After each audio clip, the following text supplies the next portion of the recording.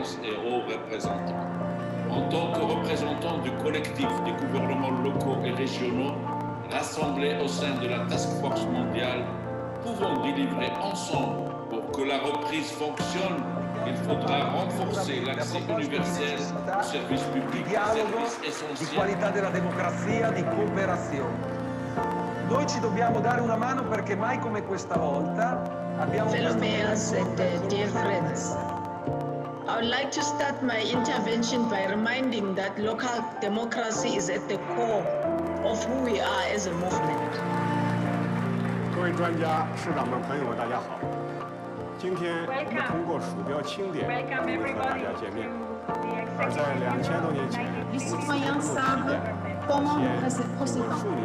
Pas de promesses, pas de grands discours, mais une gouvernance efficace, car gouverner pour nous, c'est agir. Our solutions need to be holistic, and the local space is the perfect place to connect. Guide these initiatives of all local communities in the right direction, even though we Getting don't cities have right and addressing local governments and capacity, paying special attention to intermediary cities that inhabit service Todos y todas merecen igualdad de oportunidades, igualdad de derechos, igualdad de libertades en nuestras ciudades. The constituencies to which I belong to have been and continue to be on the front line.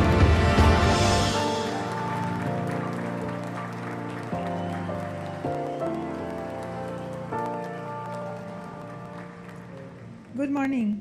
Good morning, everybody. Our team likes to put this video on so that we recall who we are, how we usually meet, who are our voices, and the long road that we have gone through. I am delighted to welcome you at our Ubuntu session, a Pact for the Future, renewing the social contract for the Great Reset, within the framework of the Smart City Congress, but also within the framework of the United Cities and Local Governments World Council 2021.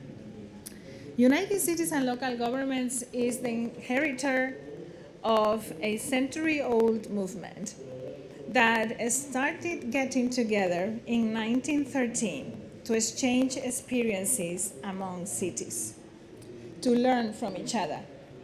Because already back then, cities saw that it was very difficult to face the challenges that were coming without talking to each other. They needed each other to actually innovate, to get inspiration, but most importantly, to service well, to serve those that they represent. And that DNA, the DNA of solidarity, the DNA of learning, the internationally driven DNA of local leaders around the world is what still feeds us today. That's what we are. Now look, we are tired today because we have had several days of important decisions for the organization. Some of you have been in these discussions, late nights and many compromises. But today is a celebration for us. Today, it's a different type of debate. Today, the sky is the limit, and we need to be daring and bold and exchange with each other about what we want the future social contract to be like. Because today, we have with us some of the greatest minds that are thinking about these things. Those are our Ubuntu advisors. Ubuntu is this African concept that says that you are only yourself by the way that others perceive you. You are the reflection in the mirror. Without it, you cannot be. And it reminds me a little bit of the poem that the mayor of Balongo read yesterday, because it's that same notion. The notion of being cannot be complete if we don't take into account all of the rest. Ubuntu, the Ubuntu Advisory Board of United Cities and Local Governments is the legacy of our South African President Pact, who thought that in order to take informed decisions, we needed we needed people that could help us to think through some of the big challenges. And today I am delighted to have with us Ana Falú, Professor Emeritus of the National University of Córdoba and UCLG Ubuntu Advisor, Jorge Pérez Jaramillo, Advisor of Urban Planning of the Government of Antioquia in Colombia, Maria Fernanda Espinosa, President of the 73rd session of the United Nations General Assembly, Aroma Revi, Founding Director of the Indian Institute for Human Settlements. And of course, we have many important invited guests, and I want to particularly welcome the participation of Agustín Fernández de Losada, one of our own, and now working also at a think tank here in Barcelona, CIDOB. But we cannot forget you've been part of the local actors for a very long time. Agustín, welcome. I'm really happy that you're here. John Aguirre Such from Urban Act, which is helping us think through, but most importantly, is facilitating cities renew. And, well, I will not go into the details of all the elected officials that we have. I understand, I don't see her yet, but I understand online we will have Inés Sánchez de Madariaga, who is the Vice Chair of the Global Assembly of Partners of the Habitat 3 process. So I'm sure we'll sort out the technical difficulties that we have, and I might see, oh yes, I see here already Aromar and our member, Mayor of Subang Jaya, Noirani Roslan online. Many others are joining us as well. So let me tell you what I am thinking about this session. I want, our Ubuntu advisors have been accompanying us for quite a long time now, several years. They've been promoting certain issues among us. Sometimes we have brought issues to them. Sometimes they have brought issues to us. From feminism to a different type of multilateralism to community-based governance, but also a broader perspective of not a concept, a new concept of the urban era, right? An era where international is interurban. And what I am proposing is to to start the session, hearing short presentations from our Ubuntu advisors. I would ask them to be brief, to stick the first presentation to 7 to 10 minutes, not longer than that. And then we will start a very interactive discussions with inputs from the elected officials about some of these thoughts and any other guest that wants to raise their hand. The premise is that the world that is being so transformed now and empirically transformed, because transformation happens all the time. I mean, this generation is not the only generation that is going through transformation. Every single generation has gone through transformation. But what it is very, very special about this transformation is that it's happening universally. It's happening in the middle of overlapping crises, the climate crisis, the health crisis, and it has hit us all together. It has shaken the world at a very particular time. Now, that's when you realize transformation is taking place. And at this, because of this transformation, we have also come to realize how the local level of government is so important and how influential it is in finding solutions for the problems, but also how influential, and this is the most important from my perspective for the UCLG agenda, how important it needs to be for the future models of development. We are not there yet. They are not asking us enough, right? But how important does local action and local leadership need to be for the transformation of the future models? And how important is it that communities and local leadership are shaping this transformation? And how many of the new things that we have learned during this pandemic, the new services that we provide, need to remain as services that we want to continue providing, even if we are not at the peak of a health crisis. And I am thinking, for instance, about housing. We have found solutions for housing in different parts of the world in the peak of this pandemic. Do we need to forget them? Are they temporary? I'm talking about dealing differently with human mobility. During the peak of the pandemic, when security was important for all of us, governments reacted and welcomed migrants in a different way than they did before. Does this need to stop? Is the situation between Belarus, in the border between Belarus and Poland acceptable? Is that the humanity that we want? So those are the questions that we are putting through to you. And we cannot only be critical to the system. We need to try to change the system, participate in the system. And the framework of our reaction, of our conversation, of course, is the UN Secretary General report on our common agenda. Colleagues, for the first time, our recommendations, word by word, many of them, have gone into this report. We need to embrace this. And we now need to roll up our sleeves and participate actively and give shape.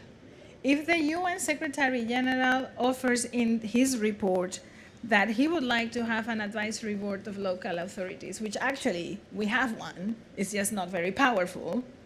An advisory committee on local authorities already exists, UNACLA, but it's not giving a lot of power in the system. But if that same concept comes back in a report like this, we need to pay attention. And now is the time when our prayers are answered, when our wishes are granted, we need now to shape it. That's the conversation that we want to have today. That's the framework. And it is around this report and the questions that are raised in this report that we have informed our Ubuntu advisors. I cannot wait to hear you about your ideas, and I cannot wait to hear this interactive conversation. Please, I beg you, do not be shy. And I beg you, do not be too long in your first round because you will get a second chance. Aromar, greetings. I hope India is doing well. I hope you're keeping healthy. Thank you for welcoming us. How do you feel about kicking off? Do you dare? Yes, I'm here. Go. I hope you can hear me. I can hear you very good. well. So Go. I will not be shy. So, you know, the thing about this new social contract for a reset is a really good idea, but I'm not sure the facts actually match up to that. So I'll start with some facts, right? So 3 facts before COVID: 80% of the global GDP came from cities. We know that. 90% of the incremental employment still comes from cities. It might even increase further. And 80% of the global emissions come from cities. So basically cities are the place which can actually enable the reset, the reconstruction. And we've done that pretty strongly over the last 2 years. But there are 2 other things that may be important to pick up. And that was that during COVID, 90% of infections were in cities. So, you know, cities concentrate opportunity, but they also concentrate risk. We have to understand how to balance the 2 together. And of course, the challenge for us is that COVID was a true SDG crisis. It's obviously a global crisis which permeated the globe, but it's also a crisis that permeated the entire SDG system. It started with SDG 3 on health, but then it kind of touched everything.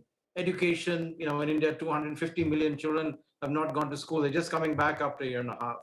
Poverty, you know, the works. And in fact, in some senses, we may be seeing a setback in some parts of the world, so maybe 10 years as far as the SDGs are concerned. So it's a wonderful thing to talk about, you know, the 12 points on the agenda, but we also have to be very pragmatic, and we also have to be very focused and maybe call out the fact that local and regional governments have really been at the forefront of the response, maybe at a slightly low key, but we wouldn't have got where we are in many parts of the world. I can say that from my own experience, and I'm sure that's true for many of you in the room, without the lead of the response of local and regional governments. So the challenge, of course, is we're also facing 2 other future facts. One is we're probably going to see, and this comes from the science, I've been part of that, writing that, we're probably going to see a 1.5 degree overshoot by the 2030s, at exactly the same time that we're trying to implement this wonderful agenda for the rest of the world and for ourselves. We might actually, because of our great successes at the G20 in Rome and in Glasgow, where many of us were sort of locked in for the last 2 weeks, we're probably going to hit 2.7 degrees. And I can tell you, because I wrote this 7-8 years ago, cities are going to be the most significant stranded assets. It's not going to be, thermal power plants and stuff like that. It's cities, because cities can't move that quickly. Cities are the places of where the world economy and politics are actually settled. And then something we don't talk about very much, and that is biodiversity. That's the next big crisis that we're going to see. And biodiversity is, not only nice things and a million species, but it's also about us. And concretely for urban areas, because we don't produce the food, we often don't produce the water, food and water security are going to be the next emergent crisis, fine? So I've set this up to say, look, we have these dramatic opportunities, they're backed by facts, fine? But there are a couple of other things which I'll be very frank about. There's some things that could be contested. Some of us count them as facts. The most obvious thing that we've seen from 2008 onwards, and certainly in the last 2 years, is that the member states of the UN, I work with member states very actively, but the member states of the UN have not been very good at responding to these kinds of crises. They're not designed, and the intergovernmental frameworks are not designed to organize around a reset, and especially conjointed economic, social, and ecological crisis, which is what we're going to see, and we are seeing at the current point of time. The design is not in place. In a sense, it's not only fit for purpose as agencies, the system is not, unfortunately, being able to deliver for that, and we can see that pretty clearly in what's been happening in the last few weeks. The other story, of course, is the private sector, at least the organized private sector, is also deeply struggling, and maybe they're not even interested and incentivized to do this. So the coalition, the so-called coalition of the willing, that is meant to take us from the billions to the trillions in the SDG and the climate world, etc., is not in a very good position to do this. And we've been arguing this for a long while just now. You cannot deliver on this agenda by having 200 nation states deliver. Otherwise, you'll have the kind of outcome that you have, and you can see in Glasgow from last week. Some people agree, others don't. Deeply divided houses, not only between themselves, but among themselves in some senses, right? So if this coalition is not working, and it's in some ways, I would say, sort of failing the 3 C's, citizens, communities, and cities. Is there evidence for that? I think the evidence is very clear from the economic front. I mean, in the last year, we've seen a decline in economic output, a massive shock since, the largest in the Second World War. We've seen a decline in savings, investments, taxes, FDI. But on the other side, we've seen something that's very interesting. We've seen a growth in market capitalization in the middle of the crisis. We've also seen a massive growth in wealth. And that, to me, is, it's like the entire economy of the world, and of course, we've seen it in our own experiences, has got a serious challenge. It's, I wouldn't say this is it may be a chronic illness, but we're seeing some very serious challenges there. So the evidence on that is also pretty clear. Delivery is not happening. So the question for us is, what do we do? At one end, if we believe that this is the way that things must continue, and the organization in which, local and regional governments are subsidiary to national governments, and the way that things are currently organized, including global capital markets, then I would say maybe we should give up on the idea of a reset. Because a reset, in my mind, is not organized and will not be delivered by the current coalition unless new partnerships are actually set up and organized. The other way of looking at it is saying, look, and we've heard this very often. I mean, I've heard this all the way for the last 10 years in many quarters of local government, and that is, what can we do about it? We don't have the power, we don't have the resources, and in some cases, we don't have the mandate to do something about it. So in some senses, we're disempowered. That's also, a practical position, because we only have 3% of the land area. We have very little powers and mandates as far as that's concerned. The other way, of course, is to basically say that we want to do something about it. And I think that's what Emilia's, sort of invitation to us is. And I'll lay out very, very quickly in 6 or 7 or 8 steps what I think, and I'll be provocative in this, what needs to be done to make that happen. The first thing, of course, and we've had these debates, and it's been very, very powerful and useful and inspiring to be with you on that. The first thing, we have to clarify for ourselves what our position on this is. Do we accept the status quo? Are we disempowered, or are we willing to actually stand together and in partnership with a whole range of other stakeholders? It could be private sector, but certainly citizens and communities actually stand up and make a difference. And it's not going to be easy. It's very difficult as a local government leader to do this, because you're dealing with a whole set of crises. So the first thing is clarifying for ourselves what we really want to do and where we stand. The second thing, of course, is to build on our strengths. And our strengths, at least we've seen during COVID, is the question of being able to deliver, being able to work together in solidarity and work across so-called international boundaries. And, I've come back and said this before, we are actually building a global interurban system, and this is actually expanding very quickly. The third thing, of course, is mobilizing our constituencies. And there again, I think we've done pretty well on that. Of course, young people across the world are ahead of most of the other institutions in making this happen. We really have to mobilize, because without that mobilization, neither the future nor the present is going to see a difference. We need to pull together resources. Again, a discussion that we've had. It's not only good enough to have better taxation, better intergovernmental systems. If you do not have the resources that you can pool and move across various kinds of borders, it's not going to work, because in a sense, both political power and resources are critical for making a change. People do not respect you, systems do not respect you unless you have the resources to make that happen. And then finally, I think the real path for us is really taking over the delivery agenda. That's what we've done in the last 2 years, effectively in response to health crisis, in response to economic crisis, etc. Taking over the delivery agenda at the operational core phase of delivery. And finally, if you want other stakeholders to stand up and take notice of you, we have to shift the narrative. And I'm really glad to see that in the last 10 years of engagement with UCLG, I'm seeing the narrative shift with difficulty, but very distinctly in many, many parts of the world. And finally, and I don't want to use, I'll close just now with that. Finally is, we have to prepare not for conflict. We have to prepare for contest. And this contest is real, and it has to be fought on multiple dimensions in all the different processes that we have. But if you don't do these 6 things, basically clarify for yourself, build on our strengths, build on our constituencies, mobilize resources, take over the delivery agenda, because that's where we're really good, shift the narrative, and then prepare for contest. I think, the question of the reset is going to be an academic question, and that's not very exciting and interesting for many of us in the room. So I guess we should get on with it. Thanks very much. Hear me? Yes, he can hear me.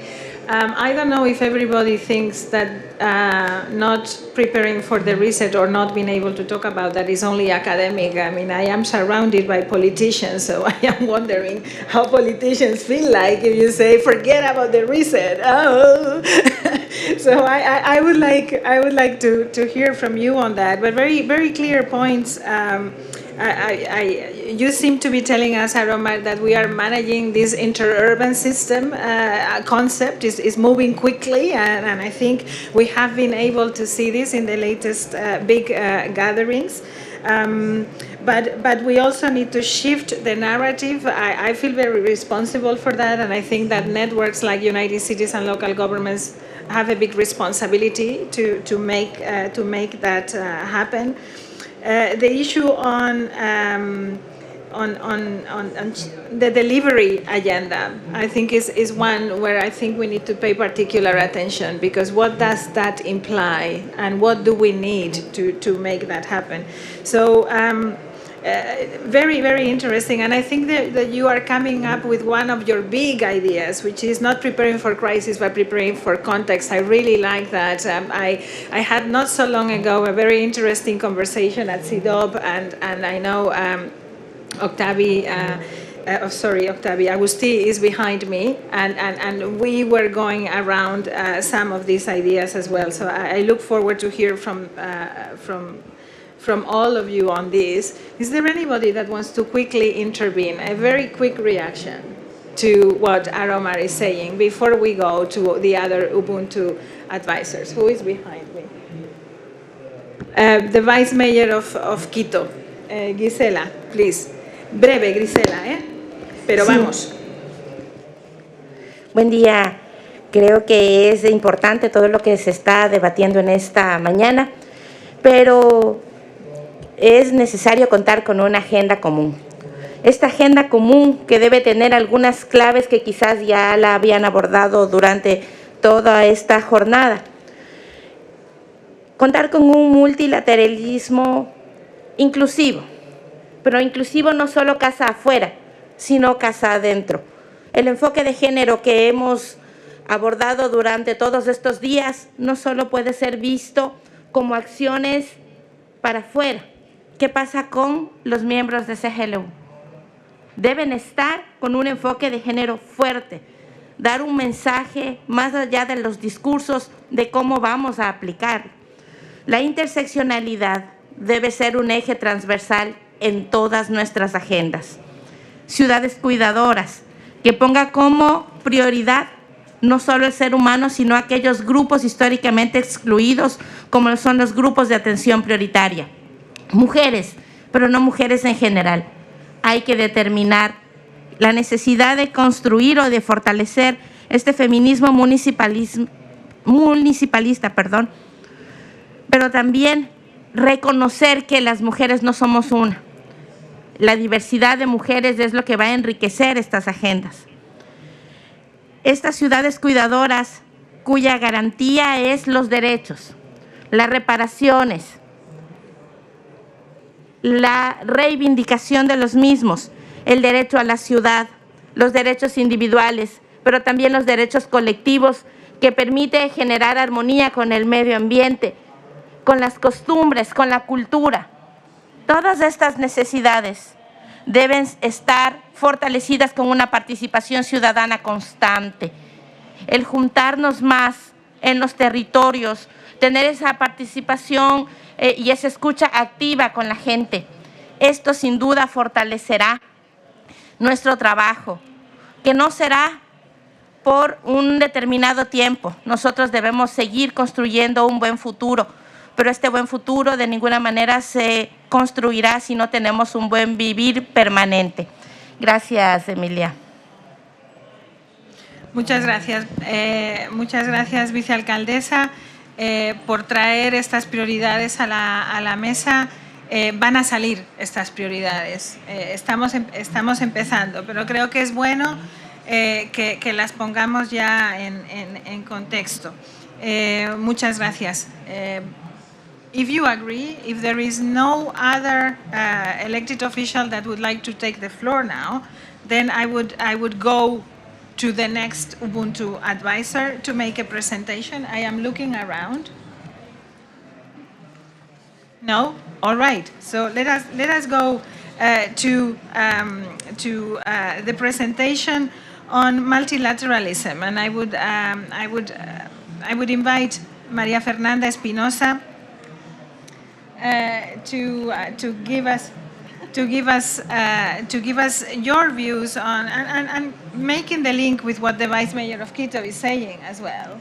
How does this new type of collaborative governance look like, and what role does multilateralism play in this renewal that we are trying to aim, in this getting ready for context, like Aromar is describing it? The floor is yours, Maria Fernanda.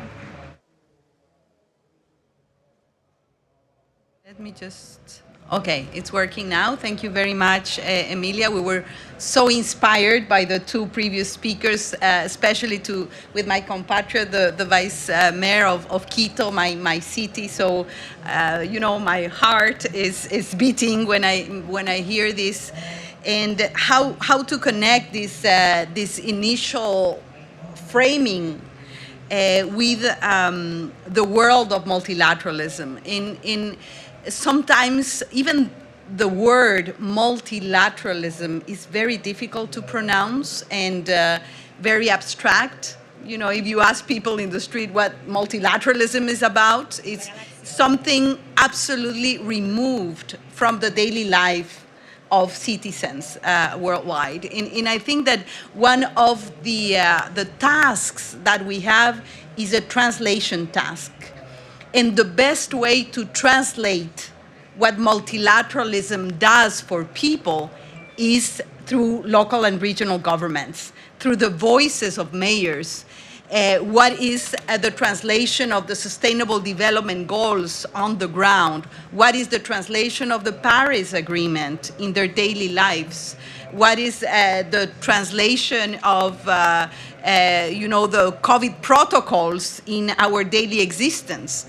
And so basically, I think that the first exercise is how to make the multilateral decisions being socially owned, understood, and responded to. And you mentioned our common agenda, Emilia, and what it means.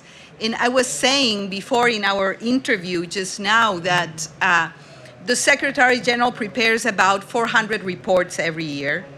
But I seriously consider that this one report on our common agenda is really there to stay. It's really there as a way of opening a door and a window where we need to really transit through. And our common agenda implementation and delivery is really not going to happen if it is not owned and appropriated by societies, by local governments, by citizens, by think tanks. It is not going to be only the decision and the voting in the General Assembly, but it is the social process that it unleashes, the opportunity we have to make it human, meaningful, to have wings to fly and to transform the practices of the multilateral system itself. And here, I won't go into the details, but I think that there is a lot of innovation. The very process of the crafting of the report was, I would say, revolutionary in UN terms. And you were so right when you said the language of UCLG is there somehow. The role of local and regional governments is there. And it is up to you, it is up to us to provide wings to the language that is in there. And as a multilateralist, as a person that has spent decades in the corridors of the UN, I can tell you that there is a very important window of opportunity. Our common agenda is a game changer because it addresses, it gives meat to the idea of inclusive and network multilateralism. How do you translate that? I think the translation work is in our hands.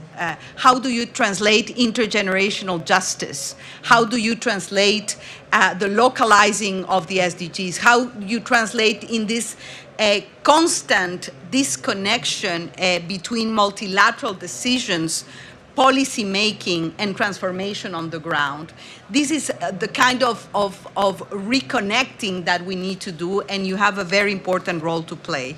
And if you allow me, if we have time after to discuss the more specifics of our common agenda, I will be happy. And perhaps I would like to end with three main ideas for our further conversation.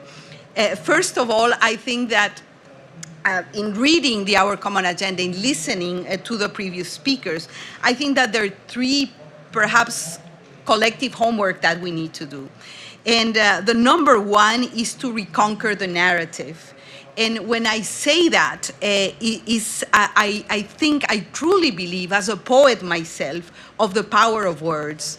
And we have to be very careful about how we take words for granted and how we can apply everything to everything, basically. And when we speak about sustainability, for example, what do we mean by sustainability? When we speak about feminism and feminist municipalities, are we really serious about it? We have to be very careful about not, emptying the language in a way. When we speak about low carbon, high equality designs in cities, what do we mean by that? So this exercise of resignifying, of reconquering the narrative, I think it's extremely important. And I'm talking to you as politicians, as elected politicians, to be careful about just simply repeating the things that are politically correct, because it is okay. When we say political participation, how does it mean? How do we translate that in transformative social practices? So that would be the number one thing. The number two is how we design a value-based governance, how we design a new culture of multilateralism that includes the we the people's part of the UN Charter. And this value-based governance means, of course, reconquering trust, reconquering social ownership, reconnecting the scales, respecting the principle of subsidiarity. And what do we mean by power sharing back and forth, building throughout the scales? And the only way to retool and rejuvenate the multilateral system is to be very serious about the cross-scale, multi-level building of the multilateral arena. And I strongly believe that the place where social experiments happen, I would say governance innovation hubs happen is in the space of local governments and local cities.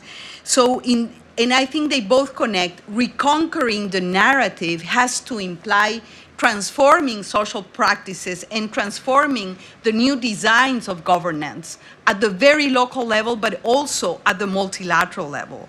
And sometimes I feel, and being the president of the UN General Assembly, that when you hear, the very critical importance of cities and local governments, how to localize the SDGs, I feel like the narrative has been conquered in a way, but the practice has not been conquered, and the political transformation has not happened.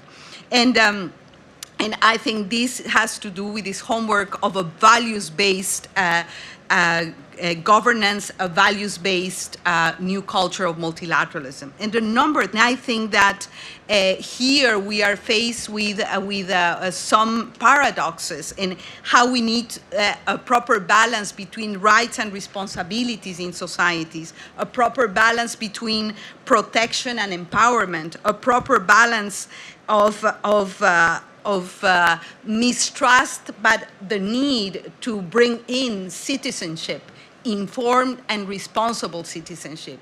And one of the things that really make me panic is when you see that in my region, in Latin America, 8 out of 10 citizens do not trust political parties. That in some countries, presidents are being elected with 30% of the votes. So I think that one of the tasks of reconnecting the narrative, the policy, and the transformative action comes with reconquering the trust of citizens, especially the younger generations. And I would like to end, Emilia, saying that I always cite the Nobel laureate Elie Wiesel when he said that the opposite of love is not hate, but indifference. And I think that one of our major tasks is to fight indifference, to politicize better and more our societies, and to make sure that what we have built together, which is this our common agenda window of opportunity, is taken seriously by all of us, but especially by you that are at the front line of what happens. Let me stop you there, because you have shared so many things now.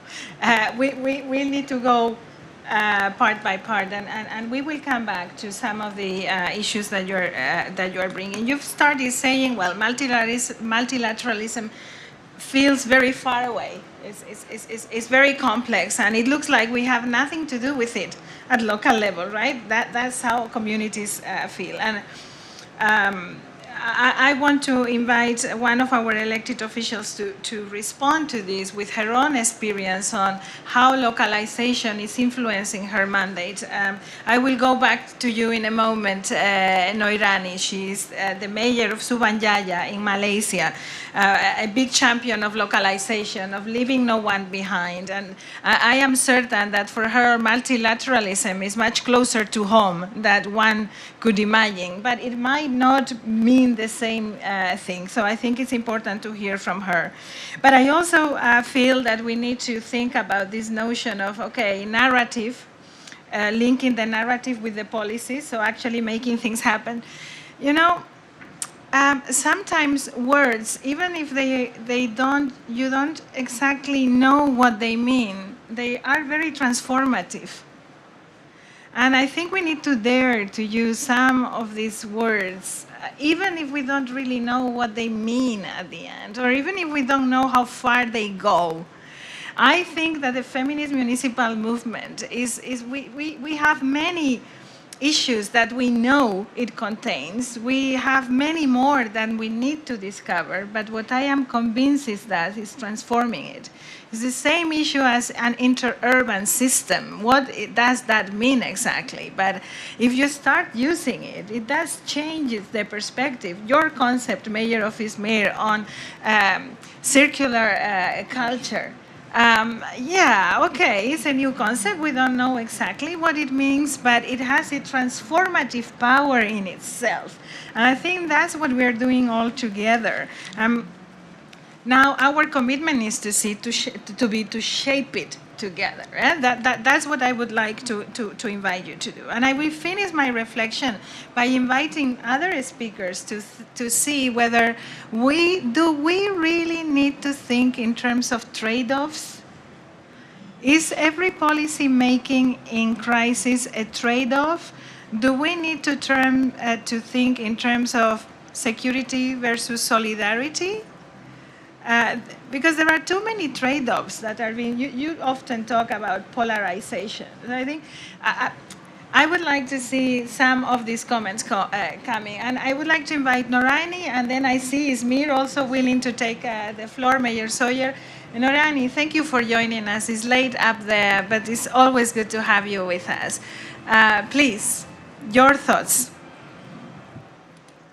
Thank you, Emilia. Good morning, everybody. It is almost night here in Malaysia, but I'm glad to be able to join this forum, and I congratulate UCLG for organizing this event, in which I feel that I feel refreshed in reorganizing, re-strategizing my resolve towards sustainability and to strengthen my actions towards the achievement of our common agenda. I do concur with the proposals highlighted in the UN Secretary General report, and will take as much action as possible to address the 12 areas identified within the UN 75 declaration. Being a technical person, I'm not very good with words, but more with taking action upon what the people identified as their pain points, as the problems that needs to be solved. And being a short-term mayor, that needs to, actions that needs to be taken needs a fast action from the city governance, and for the people to be able to come out from this COVID-19 pandemic better, and with the hope of a greener environment and a better job opportunity, for example. During the COVID-19 pandemic, Subang Jaya has experienced and learned a lot of lessons. Among them that I would like to highlight today is the crowded workers' accommodation, especially the foreign workers. I mean, as long as there is disparity and inequality in economy, there will be migration, and people, cities will always attract this migration, and at the same time, having to bear extra burden of housing migrant workers and people coming from the rural areas into the cities for job opportunities. So what do we do with it? During the pandemic, we see that the uncontrolled crowded accommodation becomes the hub of spread of the disease, and to provide public housing alone, the city itself cannot afford to do that, but have to work with the private sectors, have to work with the state and the national government. Therefore, not only that we need policies, not only that we need guidelines in order to push the responsibility to the private sectors, but also the ability for the city itself to provide for such housing, to provide for centralized laborers quarters, for example, and to solve that issues that may affect the local population, because of the mixing of the migrant workers and the local population, where different of cultures may clash. So issues of housing enhance the problem of spread of disease during the pandemic. And we have to be strong enough to counter that problem. Secondly, I find that during the pandemic, the gap between the rich and the poor become apparent as far as the digital ability, accessibility is concerned. We have poor families having problems accessing data for their school, for their children's education. Nowadays, where internet is the highway, gadgets is the new vehicle, and data plan is the new fuel. We cannot have a segment of the society not having a good access towards all these amenities. It has become the new human right. I mean, it is correctly highlighted in the Secretary General's proposal that we need to ensure that the accessibility towards digitalization and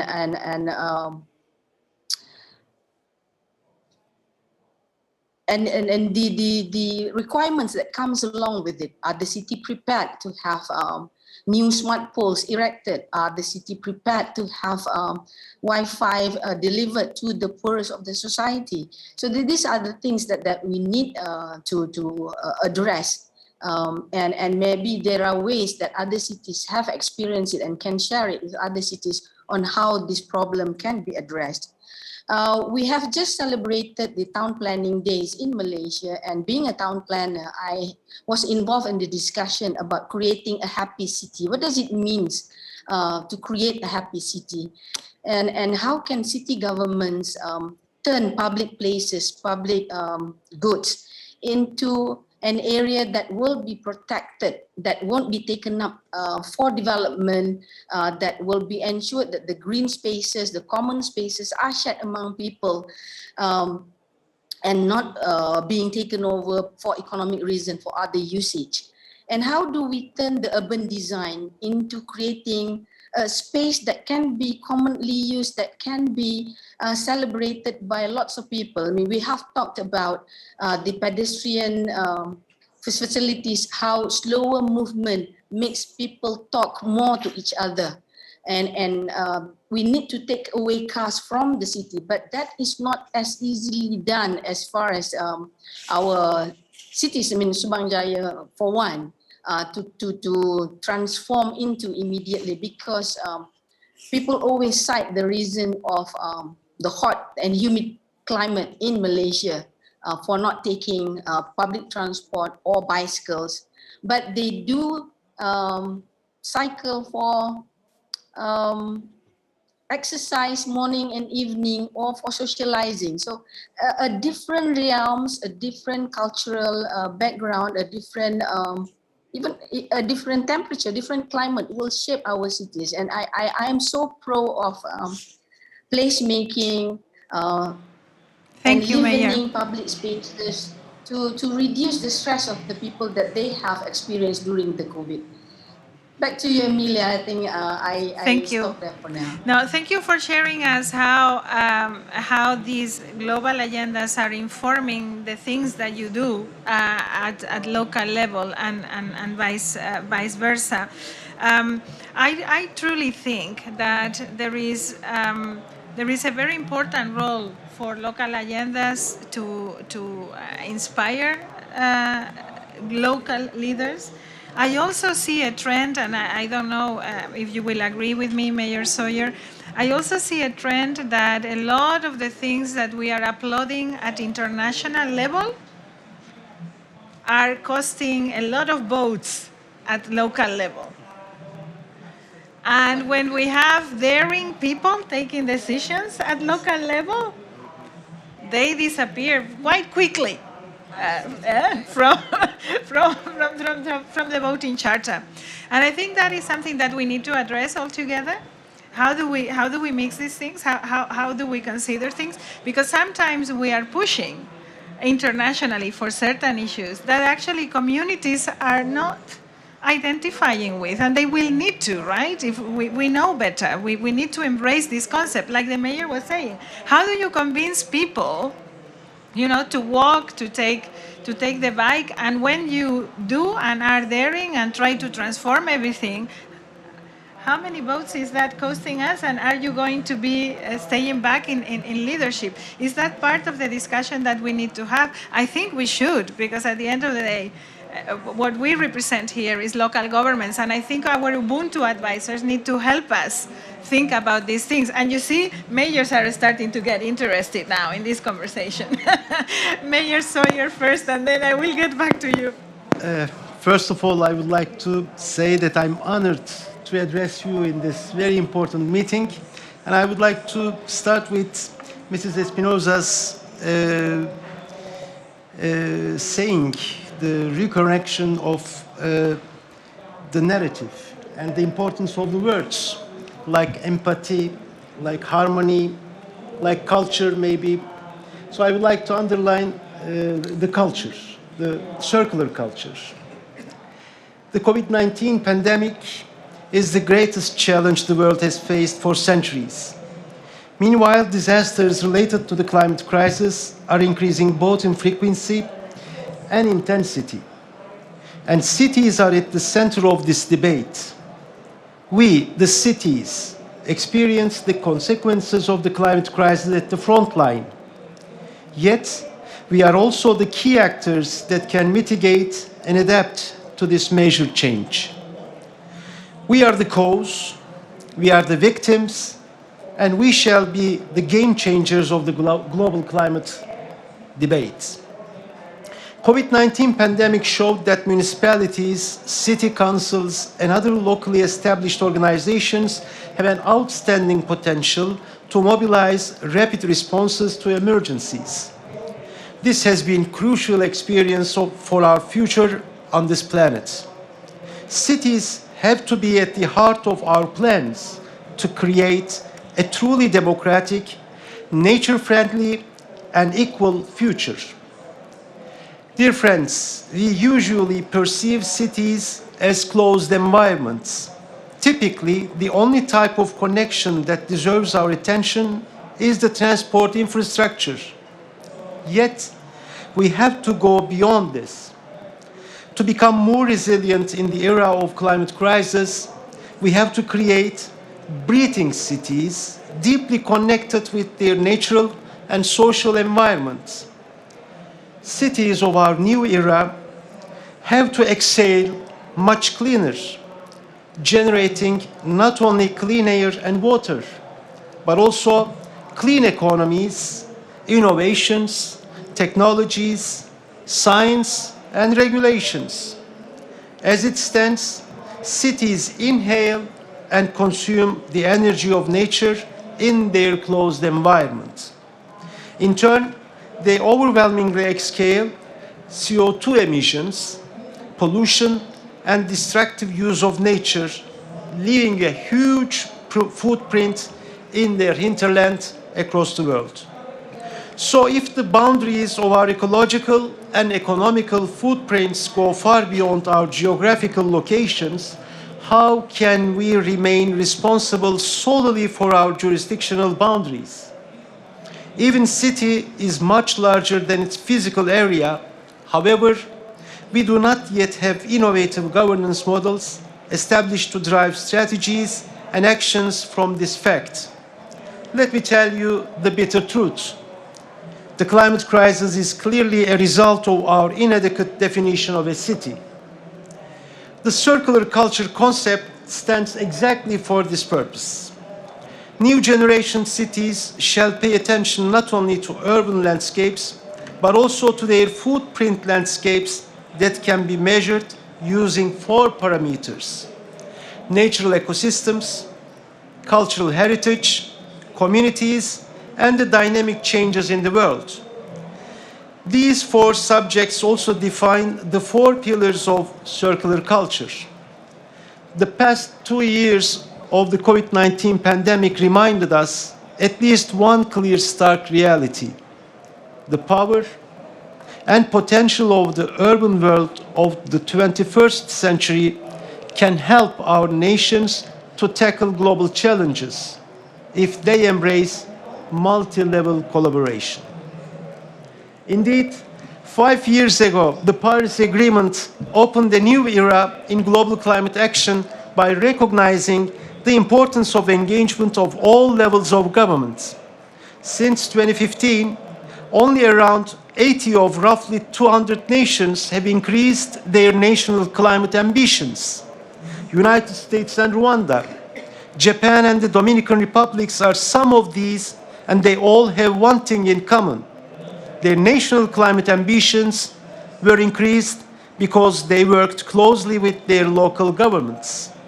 It is now clear more than ever in our urban world of the 21st century, multi-level collaboration underpinned by a circular culture is one of the few, if not the only, inspiration of hope to respond to the climate emergency. Said these, like everything else, renewing the social contract for the Great Reset needs a cultural foundation, a circular culture. In this respect, the UCLG Izmir Declaration is a milestone explaining circular culture as a powerful paradigm that can shape the future of our humanity. Circular culture rises on 4 pillars: harmony with our nature, harmony with the past, harmony with each other, and last but not least, harmony with the change. On the ground, the implementation of the circular culture concept will undoubtedly require much more cooperation among cities, promoting UCLG as an even more important platform for the future of our world. Circular culture will pave the roads of a global network of cities that care more about being in harmony with life. In fact, this attempt will also result in more harmony among us, among the circular cities pact of our climate era. I wholeheartedly thank you for organizing this event to renew the social contract for a great reset. I greet you all with affection. Thank you. Thank you very much, Mayor Soye. We are the ones that are grateful for your commitment, for bringing new ideas. I always say that local action, without the global interaction, the multilateral system, is like putting solar panels in your house but having nowhere to accumulate the energy. Okay, so you solve the problem for a little while, but then you are wasting energy anyhow. You need the multilateral system to transform things. For me, the United Nations and the multilateral system of the future that we need to shape is the biggest space to accumulate the energy that we all produce, and is the co-production. I know you need to leave, Mayor Jose Manuel Ribeiro from Balongo. Please, the floor is yours. Good morning. Thank you, Secretary General. It's always a pleasure to be here with you. As a mayor, you know, I'm only mayor for the last 8 years, so I'm start learning. So it's really impressive to have this opportunity. But about multilateralism, what I would like to say, and since you told us that we can use new language, I'm really going to say what I think about it. Okay. So, listen, we live in a world of national governments. That's the way. In the last years, fortunately, we have a new phenomenon, the municipalism, as a global phenomenon, but it's recent.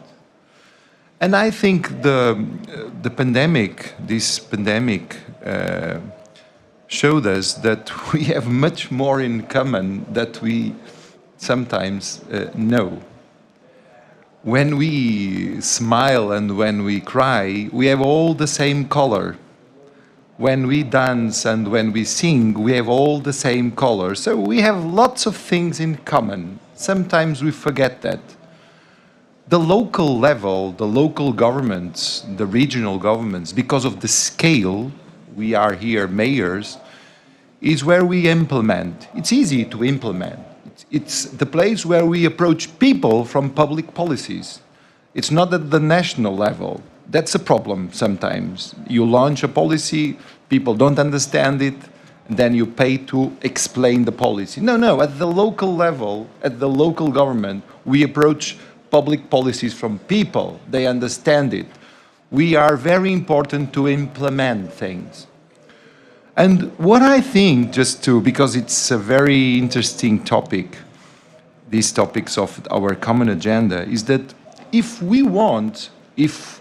a mayor really wants, and please don't misunderstand what I'm going to say, if we really want, we can be a kind of pain in the ass for the political decision at the national level. I'm going to tell you, in my country, we have municipalities, we have another level, the parish. It's a small scale in some countries because we have different structures. And we only manage if we dialogue all the time with that level. Because they are really pain in the ass guys. But they do it because they know they can influence the mayor. And if we use the same strategy, if we are pain in the ass guys, women and men, we can influence the agenda.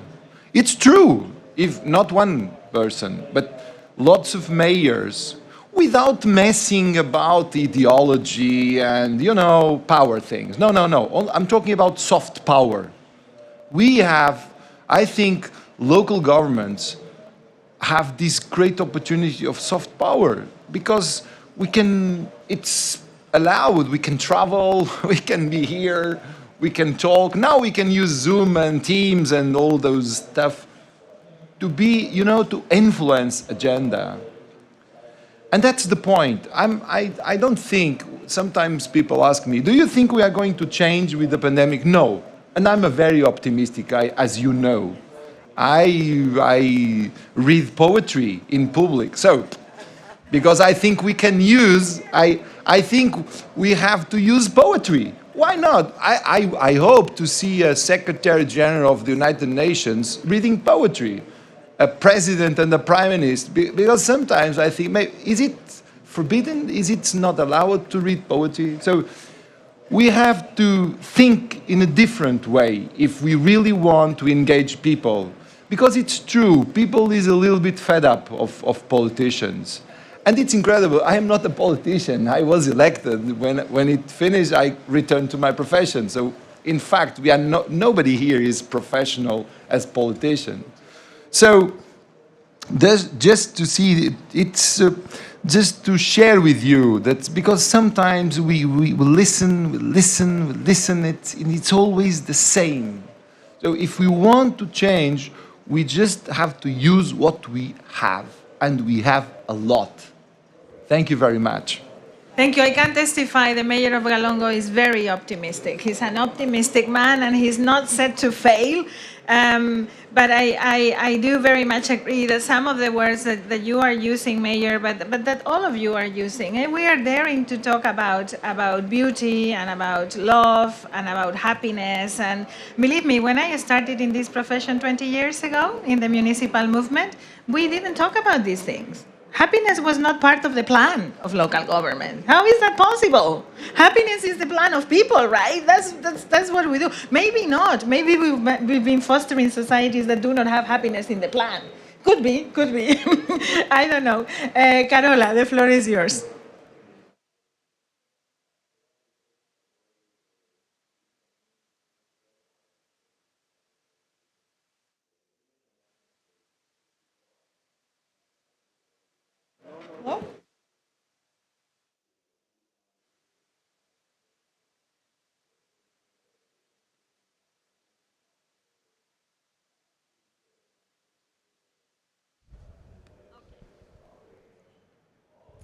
Thank you very much. Let's see if this is better. We talk and see if we will have some sound. We'll see. Now it happens. Thank you very much for giving me the floor. I have listened with great interest to the contributions from all of you. And I must say, first of all, as a politician, as a local politician, as a mayor, I have to make things happen. I must take action every day. So on the local level, you'll find a lot of action always. For me, Agenda 2030 is, let's call it a roadmap. Because when you are a local politician, you need to have a holistic view on the political life and the life within your society. So therefore, for me, Agenda 2030 has been very important. We have worked with Agenda 2030 when we have worked with our budget, but also when we have worked with our climate strategy, etc. We always base it upon Agenda 2030, because this will give us the holistic view. And it's also very important to involve the citizens, because this can't be something that is only for me as a local politician to talk about. The citizens must talk about the future, and there is only the way to involve them. That's the only way for the future. I also would like to comment about urban-rural links, because sometimes I'm very worried that there's always been talking about the urban areas, the cities. I think that we must close the gap between the urban and rural areas. And we must change the narrative when we are talking about the rural areas, because the rural areas has a lot of resources for creating the green revolution, the new future. We can talk about biodiversity, we can talk about energy, we can talk about food, etc. But then we must have a well-functioning infrastructure. Then we talk about broadband, of course, but we also must have possibilities to commute between the cities and the countryside, because then people can stay on the countryside instead of moving to the cities, and they can have a very healthy life, and they can also go to work. Finally, I would like to mention one more gap we have to close, and that's the gender gap. And I would like to focus on digitalization today, because we are having this big expo, Smart City Expo, and you can see a lot of fantastic innovations outside. But if you walk around in the expo, what do you see? How many women are the technics? And how many men are serving the coffee? If you walk around the boxes, you will see that still the men are having the speeches, the men are telling you and showing you about the techniques and the digitalization, and the women are standing there asking you if you would like to have coffee. And we must start early, already in preschool and school, to give the possibility for girls and boys to develop skills in the same way when talking about digitalization and talking about technical innovation, because that will give us an opportunity to build back better. Thank you very much. Thank you very much, Mayor, for bringing the women issue to the table.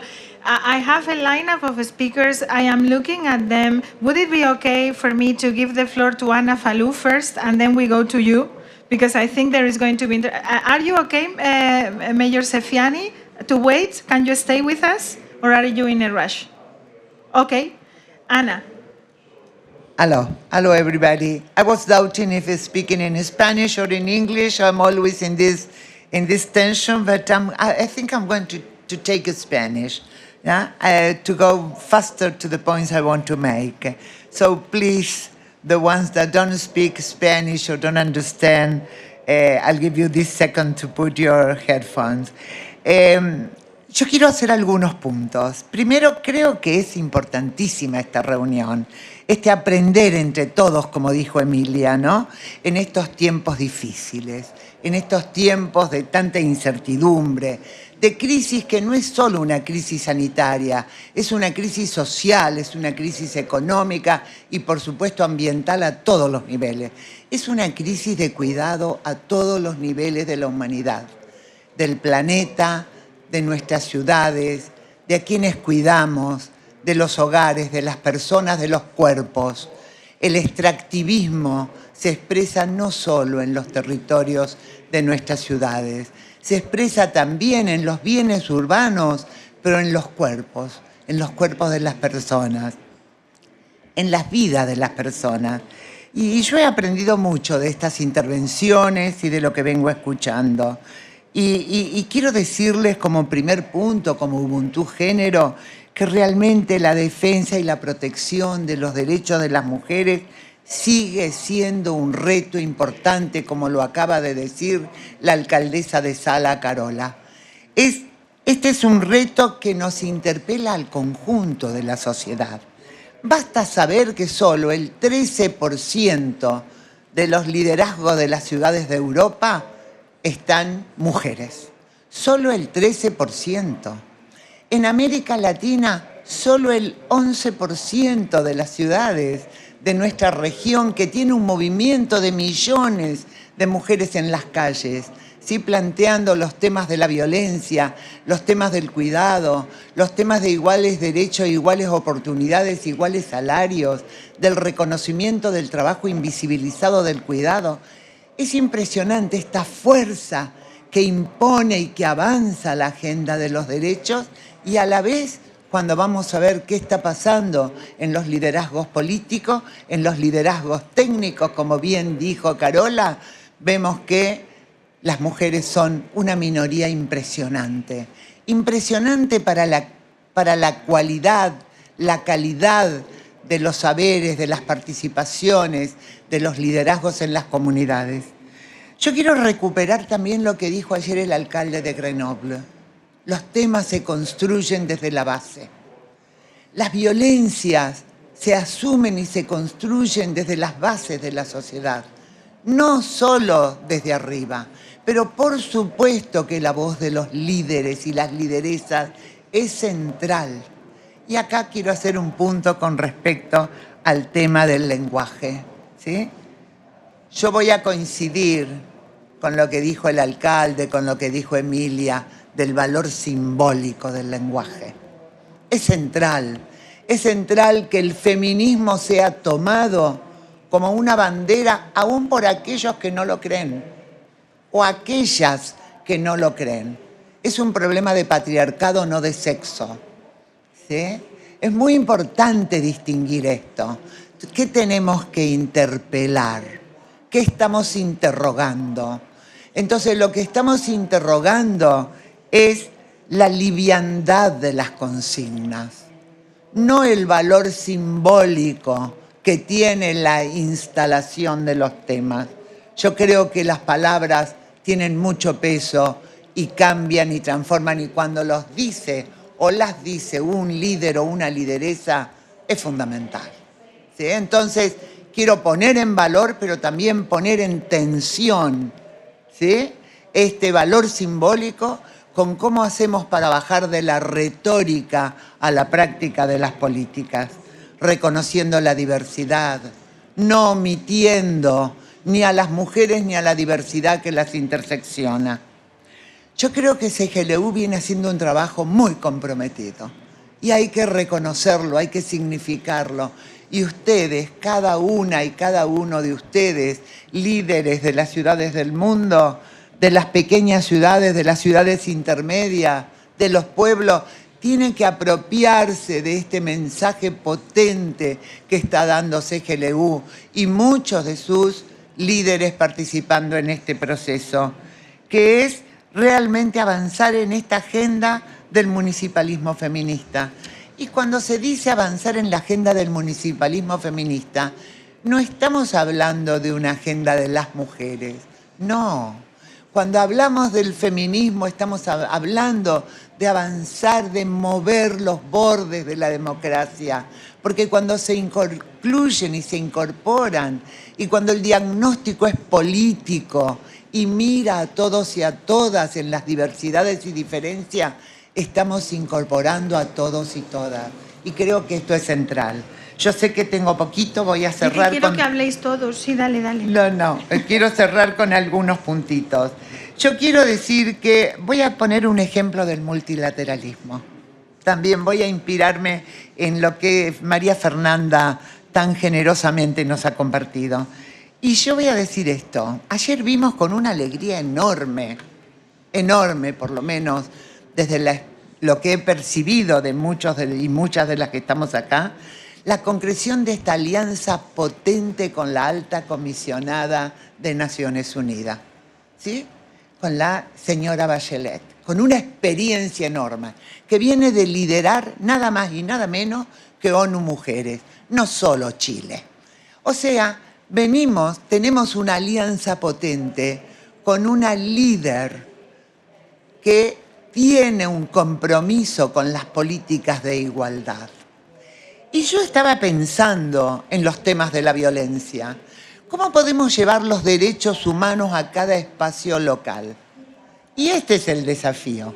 ¿Cómo llevamos el multilateralismo a la práctica local, a las violencias políticas? Y no puedo dejar de mirar a las queridas amigas acá presentes, a las violencias políticas contra las mujeres, a las violencias contra las mujeres y las niñas.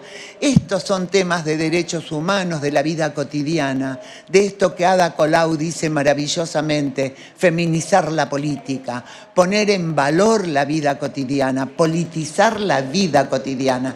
Y la vida cotidiana es no tener miedo, porque el miedo es el mayor límite a la libertad de las personas. Entonces, este es un tema que yo coloco acá para que trabajemos conjuntamente con la alta comisionada. Y por supuesto que el pacto hacia el futuro demanda de la igualdad. Y si algo ha puesto en evidencia esta pandemia horrorosa, si algo ha dejado de positivo esta pandemia, Ana, 2 es segundos. el cuidado, el tema de los cuidados. Entonces quiero apelar a ustedes para trabajar en esa intersección tan difícil que es el cuidado y los territorios, el cuidado y la diversidad y las desigualdades en nuestros territorios. Gracias, Gracias. Ana. Estamos tomando nota, pero además de esta propuesta muy concreta y por recordarnos la alianza, y estoy mirando a Philippe Río, que es el alcalde de Grigny, a quien yo creo has hecho referencia, porque no era Grenoble. Me parece a mí que fue Philippe el que trajo este tema y además él está siendo como presidente de nuestra Comisión sobre Inclusión y Derechos Humanos muy instrumental también en nuestra relación con la alta comisionada. Es una apuesta muy concreta la que haces, Ana, una propuesta muy concreta que creo que tenemos que abrazar y que asumir como nuestra. Muchísimas gracias por esto. Es que quiero que habléis todas y todos. Es que ya nos queda media hora. A ver, alcalde de Chefchaouen, ciudades intermedias, reflexiones sobre lo que hemos estado contando. Gracias por estar con nosotros. A vous la parole, Mohamed. Muchas gracias, Emilia. Merci beaucoup pour ce débat très riche pour le pacte pour l'avenir. Moi, il ne reste pas beaucoup de temps, donc je vais être très bref. Nous sommes tous d'accord sur le rôle très important sur des villes pour l'implémentation des objectifs de développement durable et les différents autres agendas. La localisation, c'est très important. Plusieurs villes ont travaillé sur ce sujet-là. Ma ville, Chefchaouen aussi, nous avons travaillé avant la pandémie sur la localisation avec une approche participative en impliquant la société civile et les acteurs et les actrices locaux. Mais il y avait la pandémie. Il y avait la pandémie que nous continuons à vivre avec des impacts très importants, sanitaires, sociaux, économiques et beaucoup des inégalités. Donc nous travaillons pour réduire les inégalités, mais nous avons vécu ensemble en tant que maire, en tant qu'instance très proche des citoyens, que les inégalités ont augmenté parce qu'il y avait plus de pauvreté, il y avait un problème de développement local qui était pratiquement freinée, et notamment dans plusieurs villes du monde, et en particulier aussi les villes intermédiaires.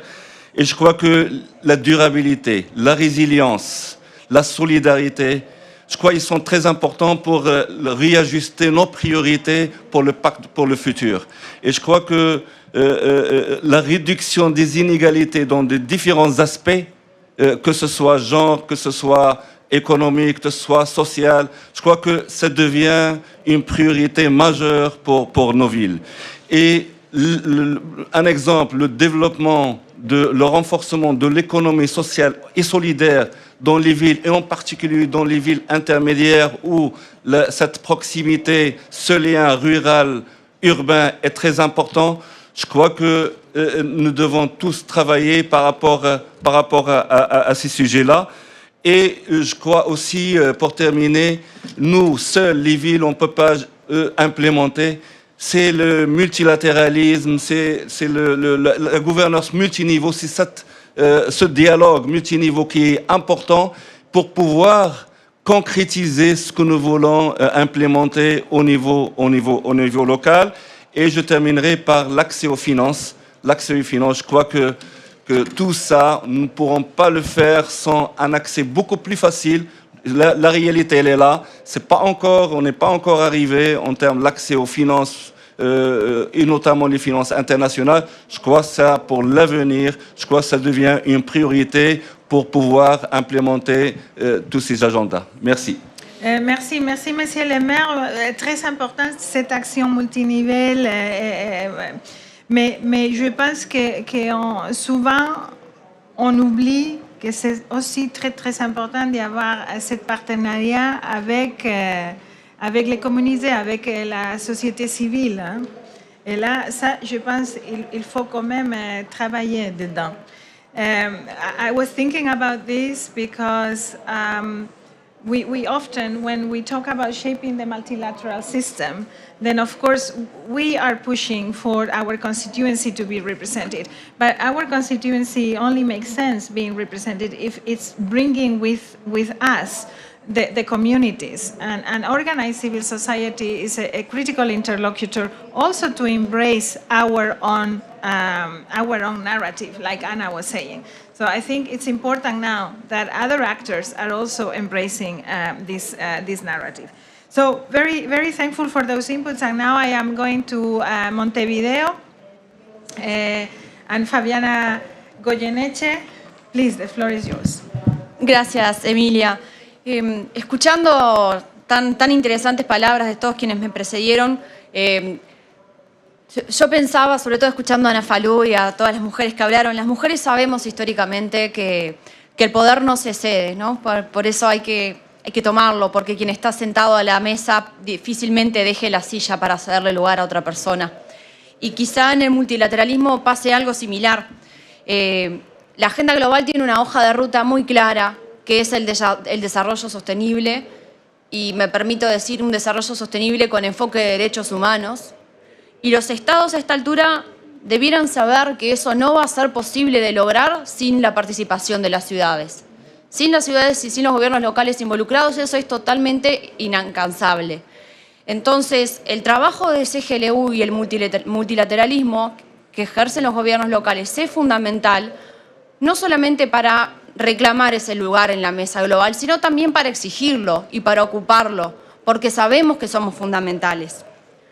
Y porque además sabemos que somos más fuertes juntos, ¿verdad? Y sumando fuerzas. Estamos hablando de derecho a la ciudad, entre muchas otras cosas, en el marco de las ciudades inteligentes. Y me parece muy importante retomar algo que se estuvo mencionando aquí en relación a los derechos digitales, a la alfabetización digital, ¿no? En esta época en la que con esta pandemia terrible que nos ha azotado, entre tantas cosas que han pasado, millones de niños y niñas vieron su infancia, su adolescencia y su educación rezagada por no acceder a sus derechos digitales y a esa alfabetización digital.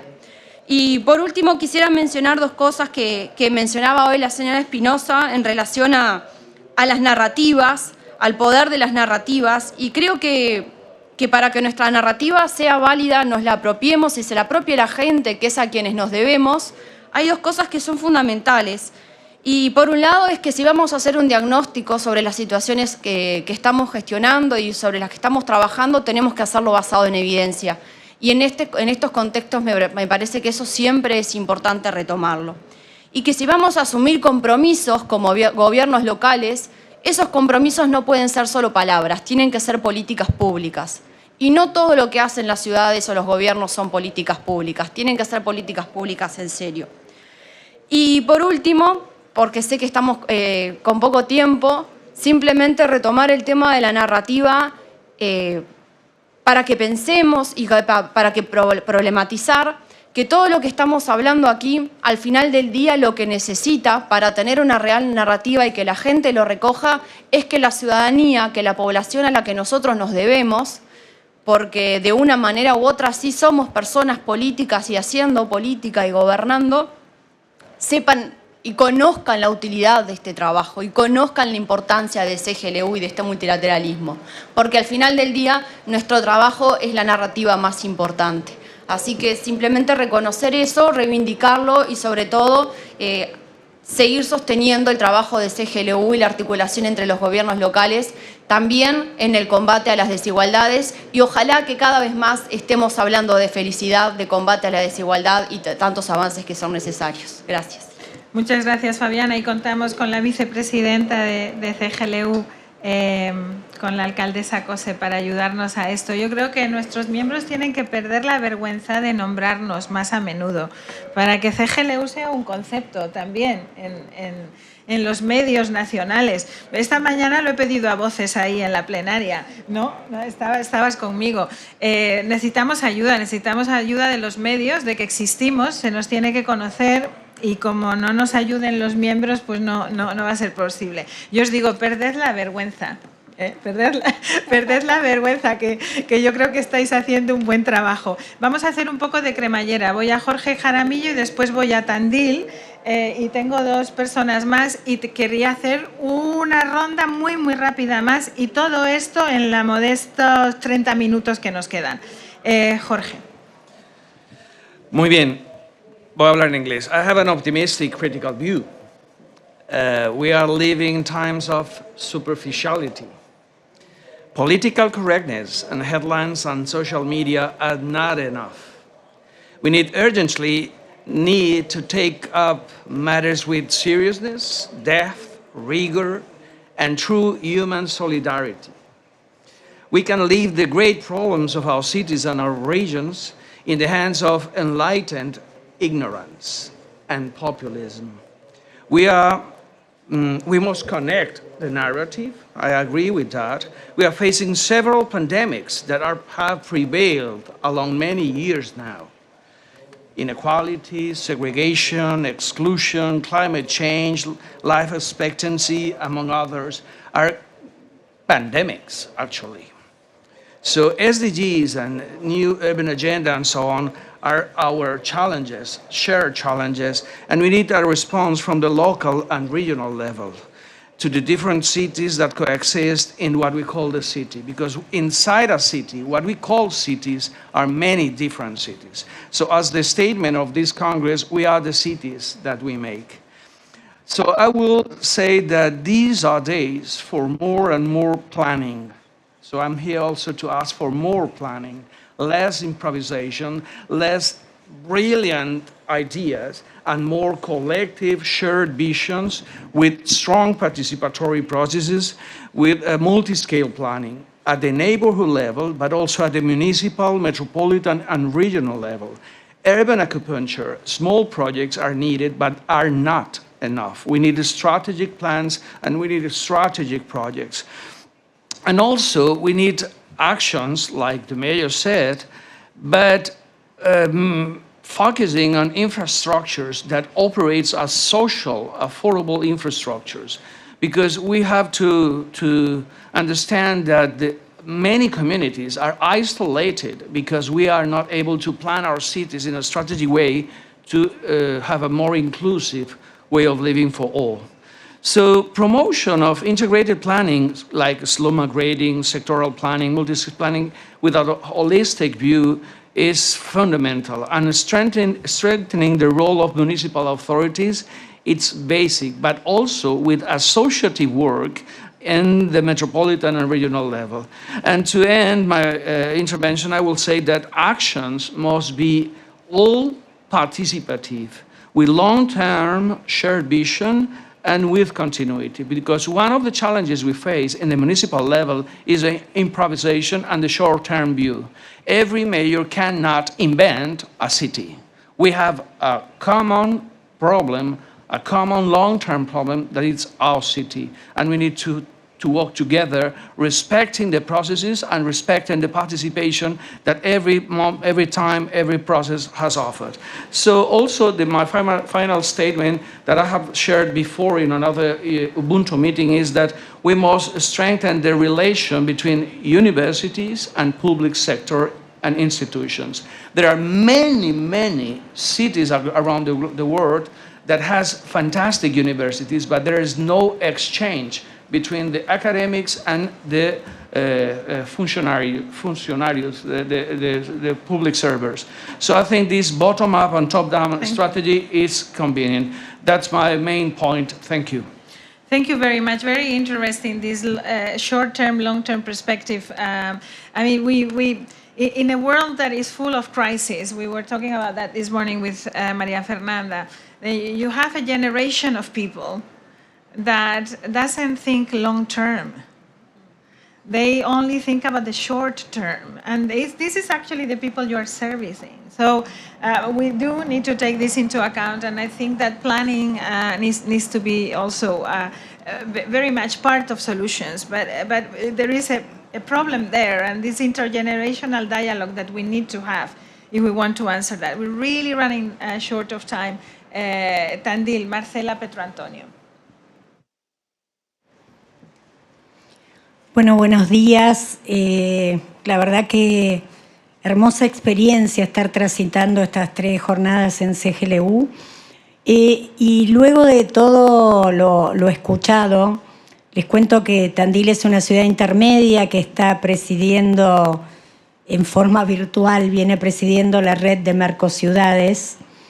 Y la verdad que cuando escuchaba tanto concepto, tanta palabra, tanto contenido para el debate, me apunté aquí algunas cosas como para compartirles una mirada de una ciudad intermedia de América Latina.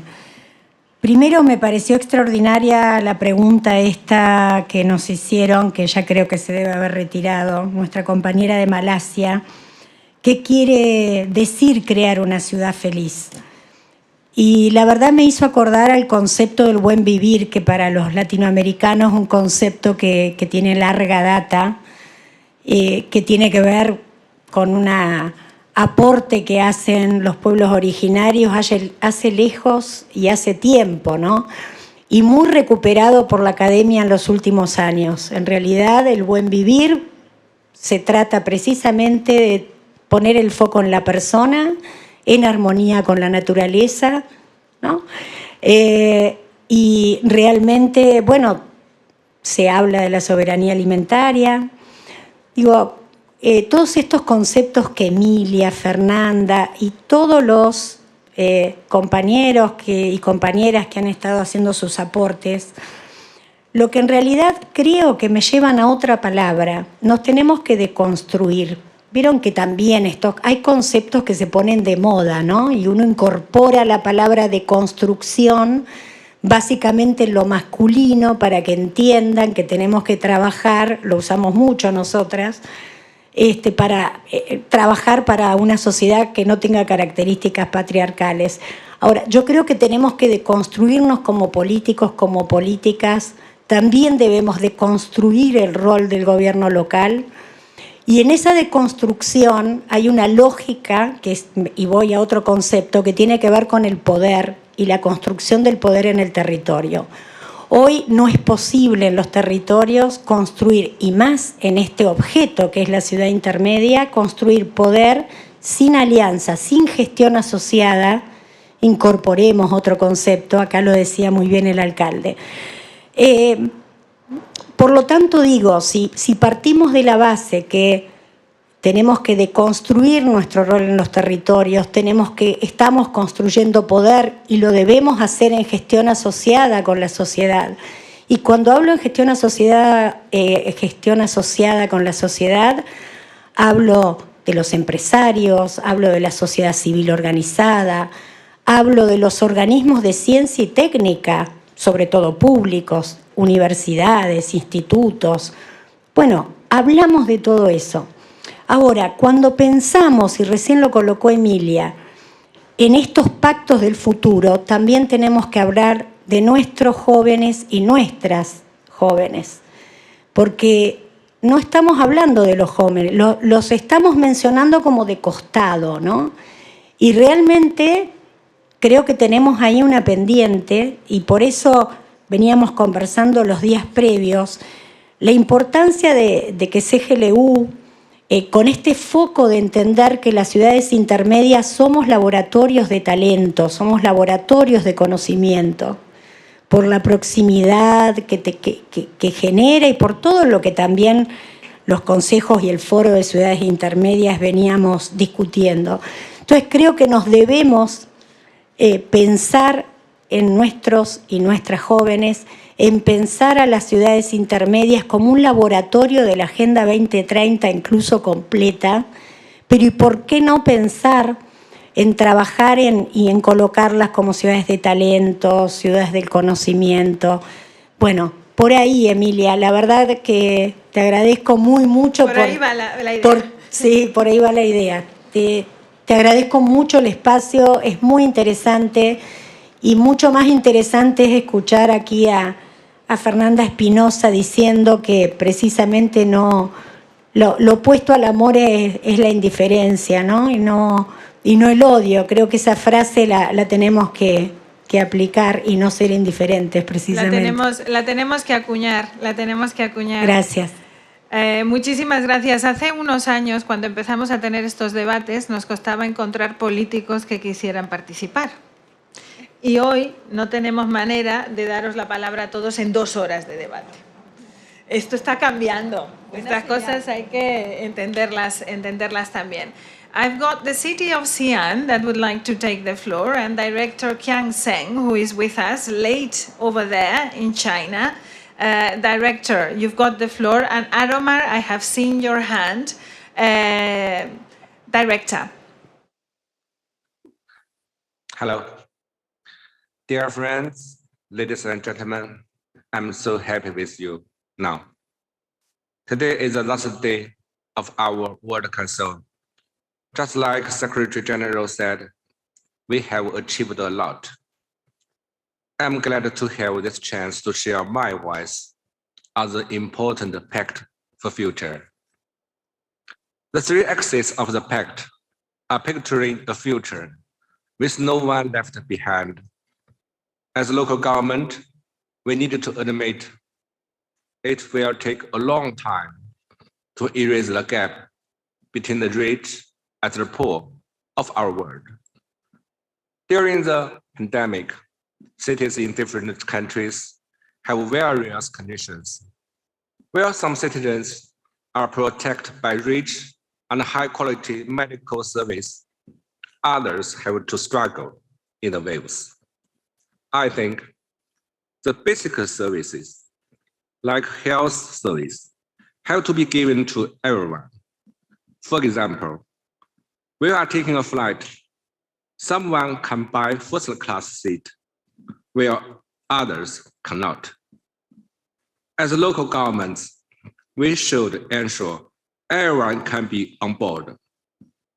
Just like we need to ensure all citizens can have equal access to vaccination.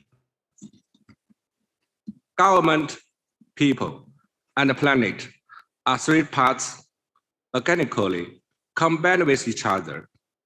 We need effective and resilient local governance to shape a society with care and with people at its center.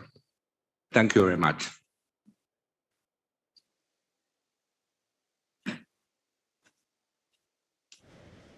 Thank you very much, Director, for those inputs. You know, United Cities and Local Governments is a very heterogeneous organization. It covers the world round, and we are very grateful that the voices of our Chinese membership are here. But we are particularly grateful for the commitment that Xi'an, the city of Xi'an, is showing in contributing to this Pact for the Future. Now, you see me standing, colleagues, and that is because we need to rush this through. We've got 15 minutes left, and so we need to be fast about it, but we need to hear all the voices that we have. And Adomar needs to leave, I think. Adomar, do you want to intervene now for your second round? Are you in a rush? No, I'm not in a rush. I can wait, but I do need to say a few things. Yeah, I want you to say a few things. So let us then let us then do the tour. We are going to Tunis, to the city of Sfax. Si on peut être très bref, mon cher ami. Oui, madame. C'est seulement le terme de ville heureuse qui m'a poussé à peut-être donner cette observation. Lorsqu'on dit ville heureuse, on dit aussi qu'il y a dans ces villes heureuses une population peut-être malheureuse ou une minorité, et aussi bien il y en a des autres villes malheureuses dans le monde. Je pense souvent à des villes où persiste l'instabilité politique ou même l'insécurité, et je salue ces villes-là. Je vous donne l'exemple de ma ville où depuis maintenant 10 ans, on vit une transition très difficile, et les autorités locales qui n'ont pris, disons, les municipalités seulement il y a 2 ou 3 ans, on travaille sans peut-être compétences, sans peut-être des moyens. Et malgré tout ça, on a pu peut-être maîtriser la crise du Covid, que ce soit pour la population locale ou pour les migrants qui vivent avec nous. Je crois qu'il faut penser à ces villes-là, que ce soit dans mon pays ou ailleurs. Il y a aussi la Libye, les villes sous occupation en Palestine. Il faut penser aussi aux municipalités, comment ils gèrent les affaires de leurs concitoyens. Je crois que la CGLU est une organisation très solidaire, c'est une famille, et il faut bien penser à ces villes-là qui ont pu faire beaucoup de choses peut-être dans des conditions très difficiles, que ce soit au niveau national ou au niveau international. J'espère que nous donnons encore de l'importance à ces villes-là, dans ces pays-là, et je crois que la CGLUA le fera très bientôt. Merci. Merci. On fait notre mieux, hein, mais on ne peut pas tout aborder. C'est ça la vérité, en fait.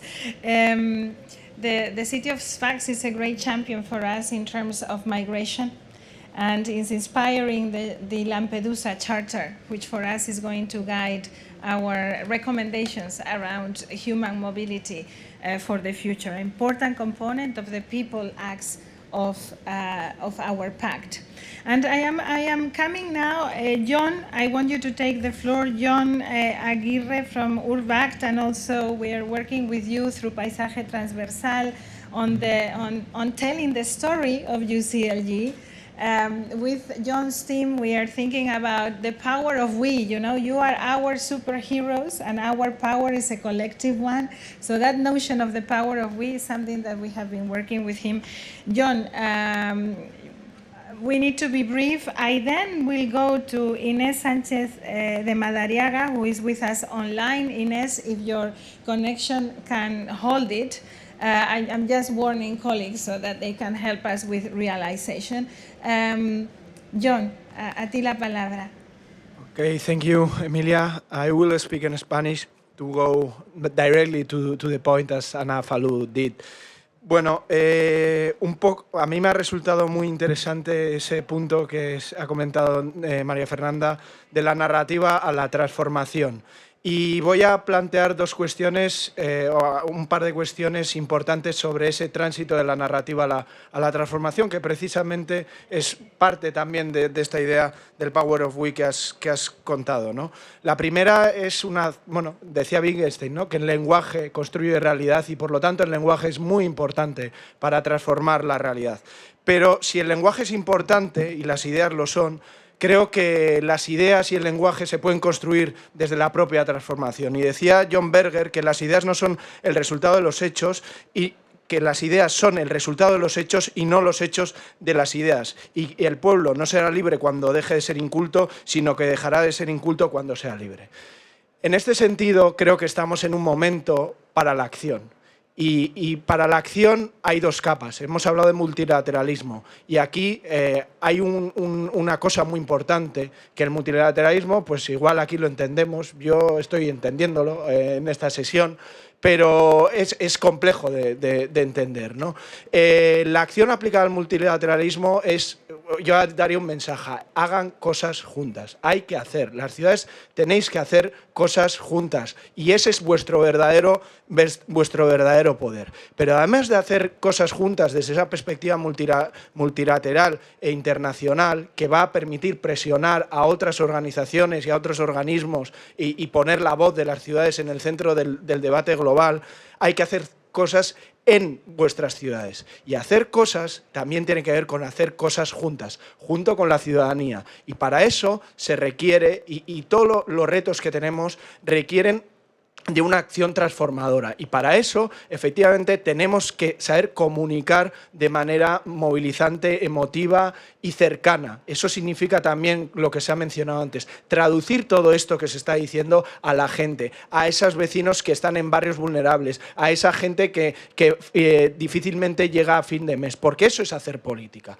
Y para transformar esas realidades desde la comunicación, desde la narrativa, es importante escuchar, saber escuchar para transformar las ciudades. Y cuando hagamos eso, realmente seremos capaces de transformar nuestras ciudades desde lo local y transformar también la globalidad desde esa acción y desde esa conexión desde la narrativa.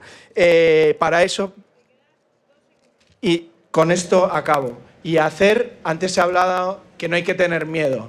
Pues yo diría que, de verdad, hagan cosas juntas, hagan cosas junto con la ciudadanía y hagan las cosas sin miedo, sin pereza y sin vergüenza. Y ese yo creo que es el verdadero poder del Power of We. Gracias. El Power of We, exactly. Fearless and creative. Let us try and see whether Inés Sánchez de Maradiaga, the Vice Chair of the General Assembly of Partners in the Habitat Process, is able to join us. Inés, yo sé que hoy tenías que dar clase. Gracias por estar con nosotros aquí. Nada, un minuto de algunos pensamientos. Piensa que esto es solo el comienzo de la discusión. Gracias por estar con nosotros. Muchas gracias. Espero que se me oiga. ¿Me podéis oír? Oye, sí. Sí, ¿verdad? Estupendo. Bueno, creo, I think there are more people speaking English in the room, so maybe I will speak English. I'm here representing GAP as Vice President, and GAP, as you know, is a representation of stakeholders across the world. And that was set up about 6 years ago. And we represent all sorts of stakeholders. The mayor of Pedro Antonio mentioned this important issue a few minutes ago, how important it is to have universities, how important it is to have all sorts of stakeholders. And GAP is one such platform for the participation of stakeholders across the world into the new urban agenda and everything related to sustainable development as it lands in space and in cities. So we are working towards this aim, and we very much, all the things that we have heard today, we very much share them, at least I do share them. I think language is very important, but language certainly cannot be perverted. So it has to be very clear in the way concepts are used and how they relate to reality. And it's a time for action. We are at a very, we have a very important upcoming events in the next year, for which we we as a platform representing the stakeholders and within the framework that UN Habitat is providing with the new ad hoc working group for the participation and engagement of stakeholders, we are really looking forward to be one of the key elements from which this participation can be channeled. So we are looking forward to all collaborations with UCLG, which, by the way, as you are well aware of, is a member of GAP. And in this process, the participation and everything related to care and women is very important. One of our PCGs is women. And so everything that we have heard regarding feminist and the city of care, we are really very much into promoting and supporting it. So thank you so much, Emilia, for this invitation. And we are really looking forward to these continued collaborations and participations in the implementation of the new urban agenda and the habitat-free processes. Thank you very much. Thank you very much, Ines. For us, this Ubuntu session is kind of kicking off the series of our town halls. That's the place where we talk with other stakeholders. And it is your fabulous minds that need to inspire the content of those town halls together with stakeholders and organized civil society.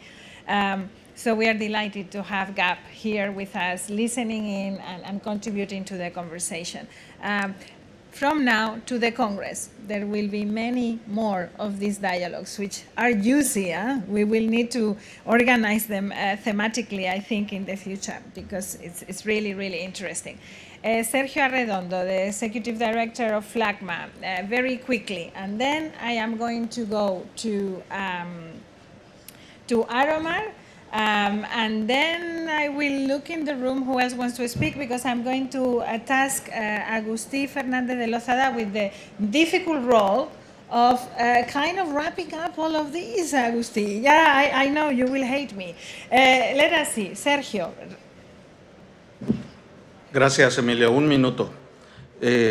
Porque la visión latinoamericana ha sido presentada con mucha claridad y lucidez por mis amigas Marcela y Fabiana de Mercociudades, y solo agregar un punto preciso en este debate sobre un pacto que necesitamos para el futuro. En América Latina, pensar en el futuro es también no olvidar el pasado y no desconocer los desafíos del presente. En América Latina vivimos gravísimos, los gobiernos locales vivimos gravísimos nudos estructurales. Hay una embestida de los actores nacionales adversa y contraria a los intereses de los gobiernos locales para debilitar sus competencias, para limitarles los recursos, incluso embestidas políticas.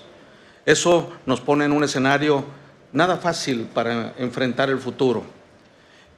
Adicionado a los impactos que la pandemia ha generado, particularmente en América Latina, una región pobre, nos encontramos los gobiernos locales ante una quiebra del modelo de las ciudades y una quiebra en lo social, en particular para nosotros, una quiebra en lo sanitario, una quiebra en las economías locales, la carencia de empleo, el empleo informal, que es más de la mitad del empleo en América Latina, y ello nos pone ante la necesidad de ver el presente y el futuro como una emergencia económica, social, sanitaria, y ahora también una emergencia ambiental. Venimos de Glasgow. Para ello, la pregunta, y con eso termino, que es muy pertinente hacernos en un debate como este que nos convoca CGLU, es cuál es el papel, cuál es el liderazgo, y nos está quedando claro con el diálogo del día de hoy, cuál es el papel del liderazgo de CGLU para redefinir el modelo y el nuevo modelo de ciudades y el nuevo modelo de desarrollo local que necesitamos emprender en el futuro. Y también para nosotros, cuál es el papel en América Latina de Mercociudades, de FLAGMA, de todas las redes y todos los liderazgos locales. Tenemos que construir un nuevo modelo, pero no tenemos tiempo de pensarlo. Tenemos que implementar ese nuevo modelo. Por eso felicito este diálogo, Emilia, rico, abundante en ideas y que nos permite regresar a nuestros territorios con mayor claridad y hacia dónde tenemos que avanzar. Muchas gracias. Muchas gracias, Sergio. Y además yo creo que aquí también hay que recalcar el importante papel de las redes, de las asociaciones, del movimiento asociativo, ¿no? Y yo creo que claramente esto es lo que convoca Flagma y lo que nos trae. Okay, what are the solutions and what is the role of local and regional governments in this transformational model? And the report of the UN Secretary General talks about leaving no one behind, protecting our planet, promoting peace, abide international laws and ensure justice, place women at the center, build trust. These are some of those things. I see a role for us everywhere, in every single of those recommendations. I don't know, Adomar, what do you think about this and what has this conversation inspired? So it's been a very useful conversation. I would say the core question is, how do we accelerate the Great Reset or the beginning of this transformation? And I laid out 5 or 6 ways, including the first question, who are we and what is our role, which we just heard just now in a contested world. But I want to pick up on a couple of ideas. First is from Maria Fernanda, when she gave us this very clear idea that we need to navigate the continuum between action and practice through policy to narrative. A lot of our work has been focused in the past looking at policy. We're very strong on practice, but we haven't really claimed that space as our own very clearly within the intergovernmental or other system. But I think today what has come out very clearly is narrative is very important. And if you start with practice in the narrative, then it's much easier to deal with the changes in policy. But to pick up on something that Jose Manuel said, which I think was very sharp, and that is we need both soft and hard power, right? So today we were very strong on soft power. And I would say there are just 3 elements of that soft power as far as local and regional governments are concerned. The first one we've heard about very clearly, shifting the narrative. What does it mean in practice? I mean, to put an interesting twist to it, when a woman mayor becomes the president of the General Assembly and can open the proceedings with poetry, fine. We heard some wonderful images of that today. If we can do that, and we were very close, then we know that we've achieved, a shift in the narrative. The second thing is, I think, the acceleration of this building of this global interurban system, or the power of we as a collective of UCLG. And doing this quietly, but being extremely sort of effective in doing this. That's the second part of the soft power, not so obvious. The third part is actually, like I said earlier, actually moving the process from abstract stuff into context. And I'll give you a concrete example of that. The SDGs outline of these 12 areas starts with one clear thing that we negotiated in the SDGs. Leave no one behind. I think we will be successful if we added 2 more things to that, which are part of the SDGs but are not explicit. And that is, apart from leaving no one behind, leaving no place behind. UCLG is about adding space and place and culture into this framework. It's not about abstract sectors and processes which economics and traders have led us to. And then finally, if we do not leave any ecosystem behind, we will actually have cities that work for us, because without ecosystems that survive, you can't have places that are unequal. Without that, you can't have deal with inequality as far as individuals are concerned. But the really hard question I think that we have to examine, maybe in the run-up to the next conversation, is what does hard power look like for a feminist municipal movement? I'm going to repeat that again. What does hard power look like from a feminist municipal movement? We know what hard power looks like in terms of organized nation states that have a certain kind of masculinity to them. So what does that mean? I would just leave you with 3 ideas. The first one, of course, is very pragmatic. Taking over the action agenda. It's non-violent, it's easy, we're doing it in any case. The second thing, of course, is mobilizing constituencies. So like we've heard again, the power of we, but not only the power of we as local and regional governments, but the power of citizens, communities and cities. And I think communities are important. We put that into the SDGs because it speaks about this dichotomy of the rural and urban. But finally, if we have to be very pragmatic, if we are not able to mobilize resources, then we're actually always going to be, playing the second fiddle. So I would say those 3 elements of hard power. Maybe we'll have to sort of redefine them, but that's I think an important question to debate. So thank you. It's been a wonderful conversation, and I hope we can take this forward into real action. Thank you very much. Next time I come to my World Council next year, I will bring this objective, having a woman mayor open the General Assembly with poetry. It will put it in the work plan. Let's see if the mayors here back me up. Who knows? We might achieve it. Thank you very much, Aromar. Very, very inspiring. And I really think we have some very interesting things to guide our inputs towards the Pact for the future. I am looking around for emergencies. Do you have emergencies? Something that you really want to say, because otherwise these 2 hours would have meant nothing? Yes, there are emergencies. There are emergencies, but 2-second emergencies, Gisela. Yes. 1 second emergency, 2 second emergency, 3 second emergency. Yeah. Gracias y pido disculpas por tomar nuevamente la palabra. Me gustaría proponer que este pacto por el futuro que CGLU está hoy reconstruyendo se llame Ubuntu. Desde el enfoque de humanidad hacia otros, enfocado en una vida colectiva, de ética, pero no ética cívica, donde exista sororidad, solidaridad, inclusión, respeto a los derechos, valores, a la igualdad y a la equidad, la lealtad que debe existir entre nosotros y sobre todo generar estas cercanías, que CGLU al llegar a los territorios vaya a contar que este Ubuntu está en marcha. Gracias. Muchísimas gracias. I am rushing because in order to leave no place behind, we have a session about regional governments starting in exactly half an hour. So this is why I'm rushing you. And you need to promise me that you're all going to be back here to listen to that session. A ver, Ana, pero de verdad, segundos. 3 questions. Yeah? How to promote more empowerment for women and more political participation? How to promote cities that care, the intersection of territories and people and women care at the center of the everyday life agenda. That is the promotion of care and cities without violence. 3 main issues to be in the agenda for what Aruma just said. Thank you. For the hard part, right? For the hard part. María Fernanda.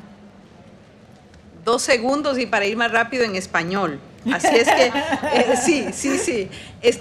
Bueno, solamente un llamado. Como siempre, yo creo que CGLU y los gobiernos locales están un paso adelante, ¿no? en las innovaciones, porque el Pacto por el Futuro era algo que estaban tejiendo colectivamente. Ahora el llamado es que la voz de CGLU, la voz de los gobiernos locales, de sus aliados, sean voces sostenidas y participantes en la construcción de esta nueva cumbre por el futuro que está contenida en el informe de nuestra agenda común. Escuchando lo que hemos escuchado aquí, creo que esas voces, esos contenidos tienen que ser parte de la cumbre por el futuro para el año 2023. Es decir, aquí veo que hay un gran trabajo por delante y, como siempre, ustedes un paso adelante, porque el Pacto por el Futuro precede la idea de una cumbre por el futuro de nuestra agenda común. Así es que mucho trabajo y gracias por esta maravillosa conversación inteligente, innovadora y que nos llena de esperanza en el futuro y que combate la indiferencia. Gracias. Muchísimas gracias, María Fernanda. Y no nos den las gracias, sino acompáñennos, porque hay que perder la vergüenza y estar con muchas ganas de acompañarnos. Les necesitamos. Bueno, pues Agustín, yo te invité aquí para una conversación interesante que ligaba muy bien con la que tú y yo ya habíamos tenido, pero ahora encima te doy el trabajo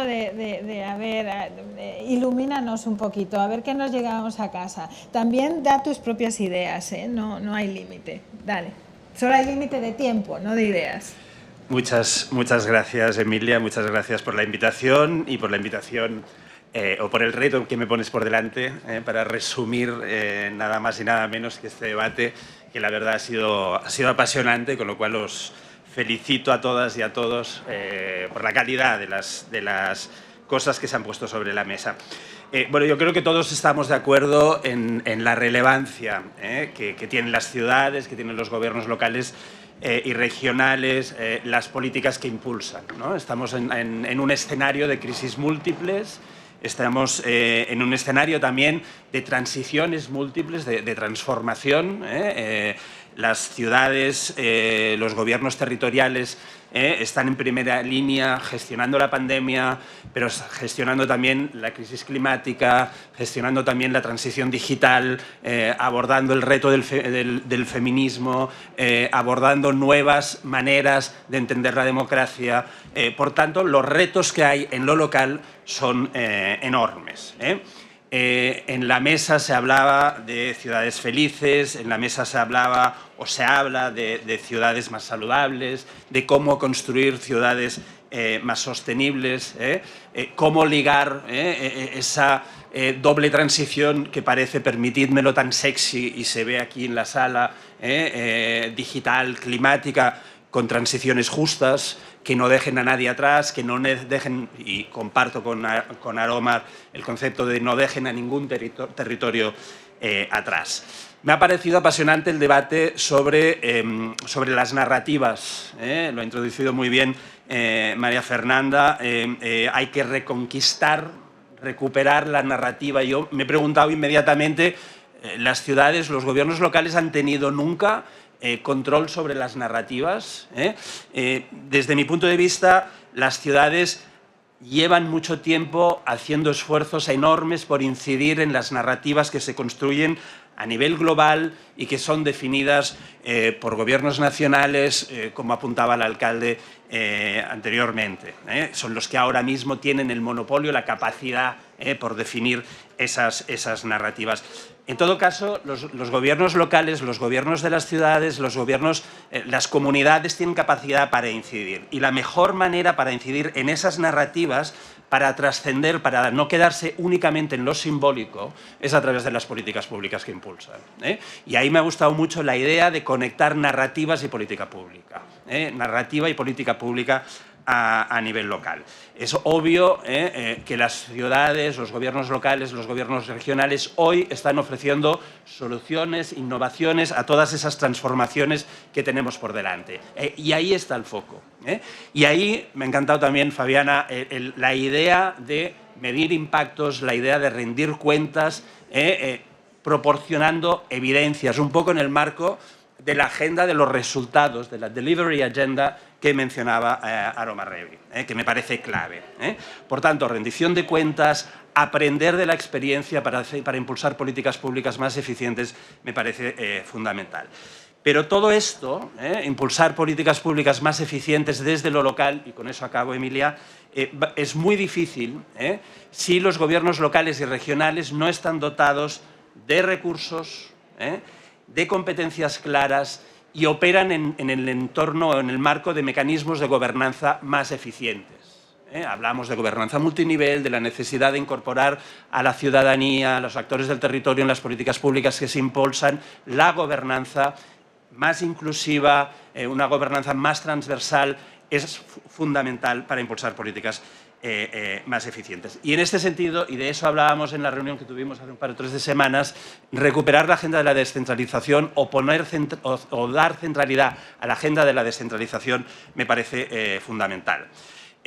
Creo que los gobiernos locales y regionales tienen muchísimo camino por recorrer en el entorno del multilateralismo. Actuando juntos tienen una fuerza y un potencial enorme.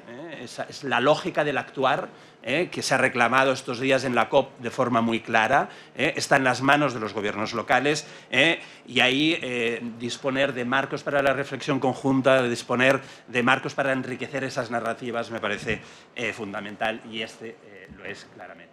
Muchas gracias. Gracias Agustí, great job. Veo tu cartel arriba, Jorge, tú tenías una urgencia también, adelante. Solo un comentario final en español también para ganar tiempo, y es que la cantidad de problemas que enfrentamos, que son realmente urgencias extremas, no nos haga olvidar que necesitamos urgentemente replantear nuestra forma de ocupar los territorios y hay que reconciliarnos con la base natural, con la naturaleza. Creo que la regeneratividad de las ciudades no se puede aplazar. No, es exactamente. Yo creo que esto es una parte muy importante también de nuestra declaración de Izmir y de otras declaraciones que estamos defendiendo. I told you a few years ago when we started to set up this kind of dialogue, we did not find people talking about narrative. What is that? Was a tough job. Multilateralism seemed like very fetched, far away. Oh, oops.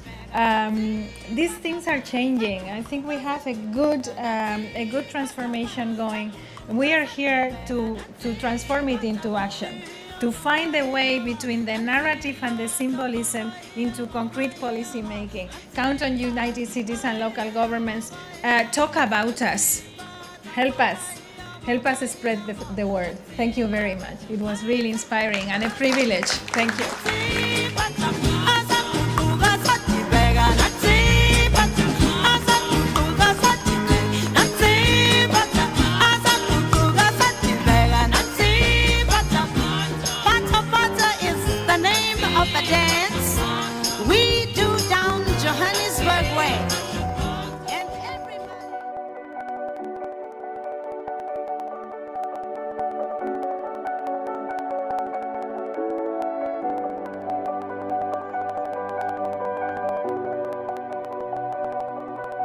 I really think we need to change how we relate to each other as communities at the grassroots. And I think that means changing how local governments function and how the local governments are linked to your national, provincial, whatever it is, in higher levels. If we do not bring people together at that level to be more sustainable, to be helping each other, I think we're not going to be sustainable as a planet.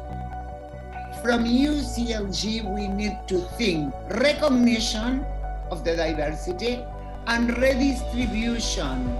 We need to recognize, to place inequality, we need to feminize politics.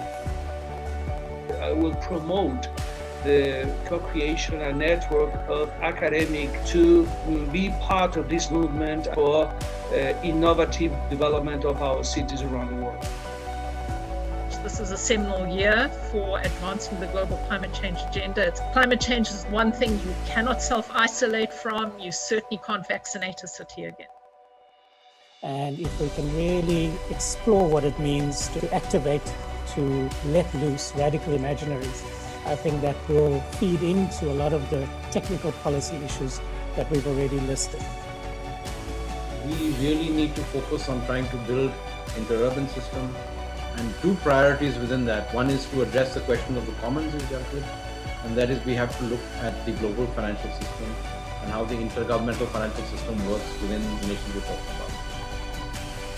There is an urgency for UCLG to take its mandate and your understanding of the politics and your most direct relationship with citizens and put in the technical component.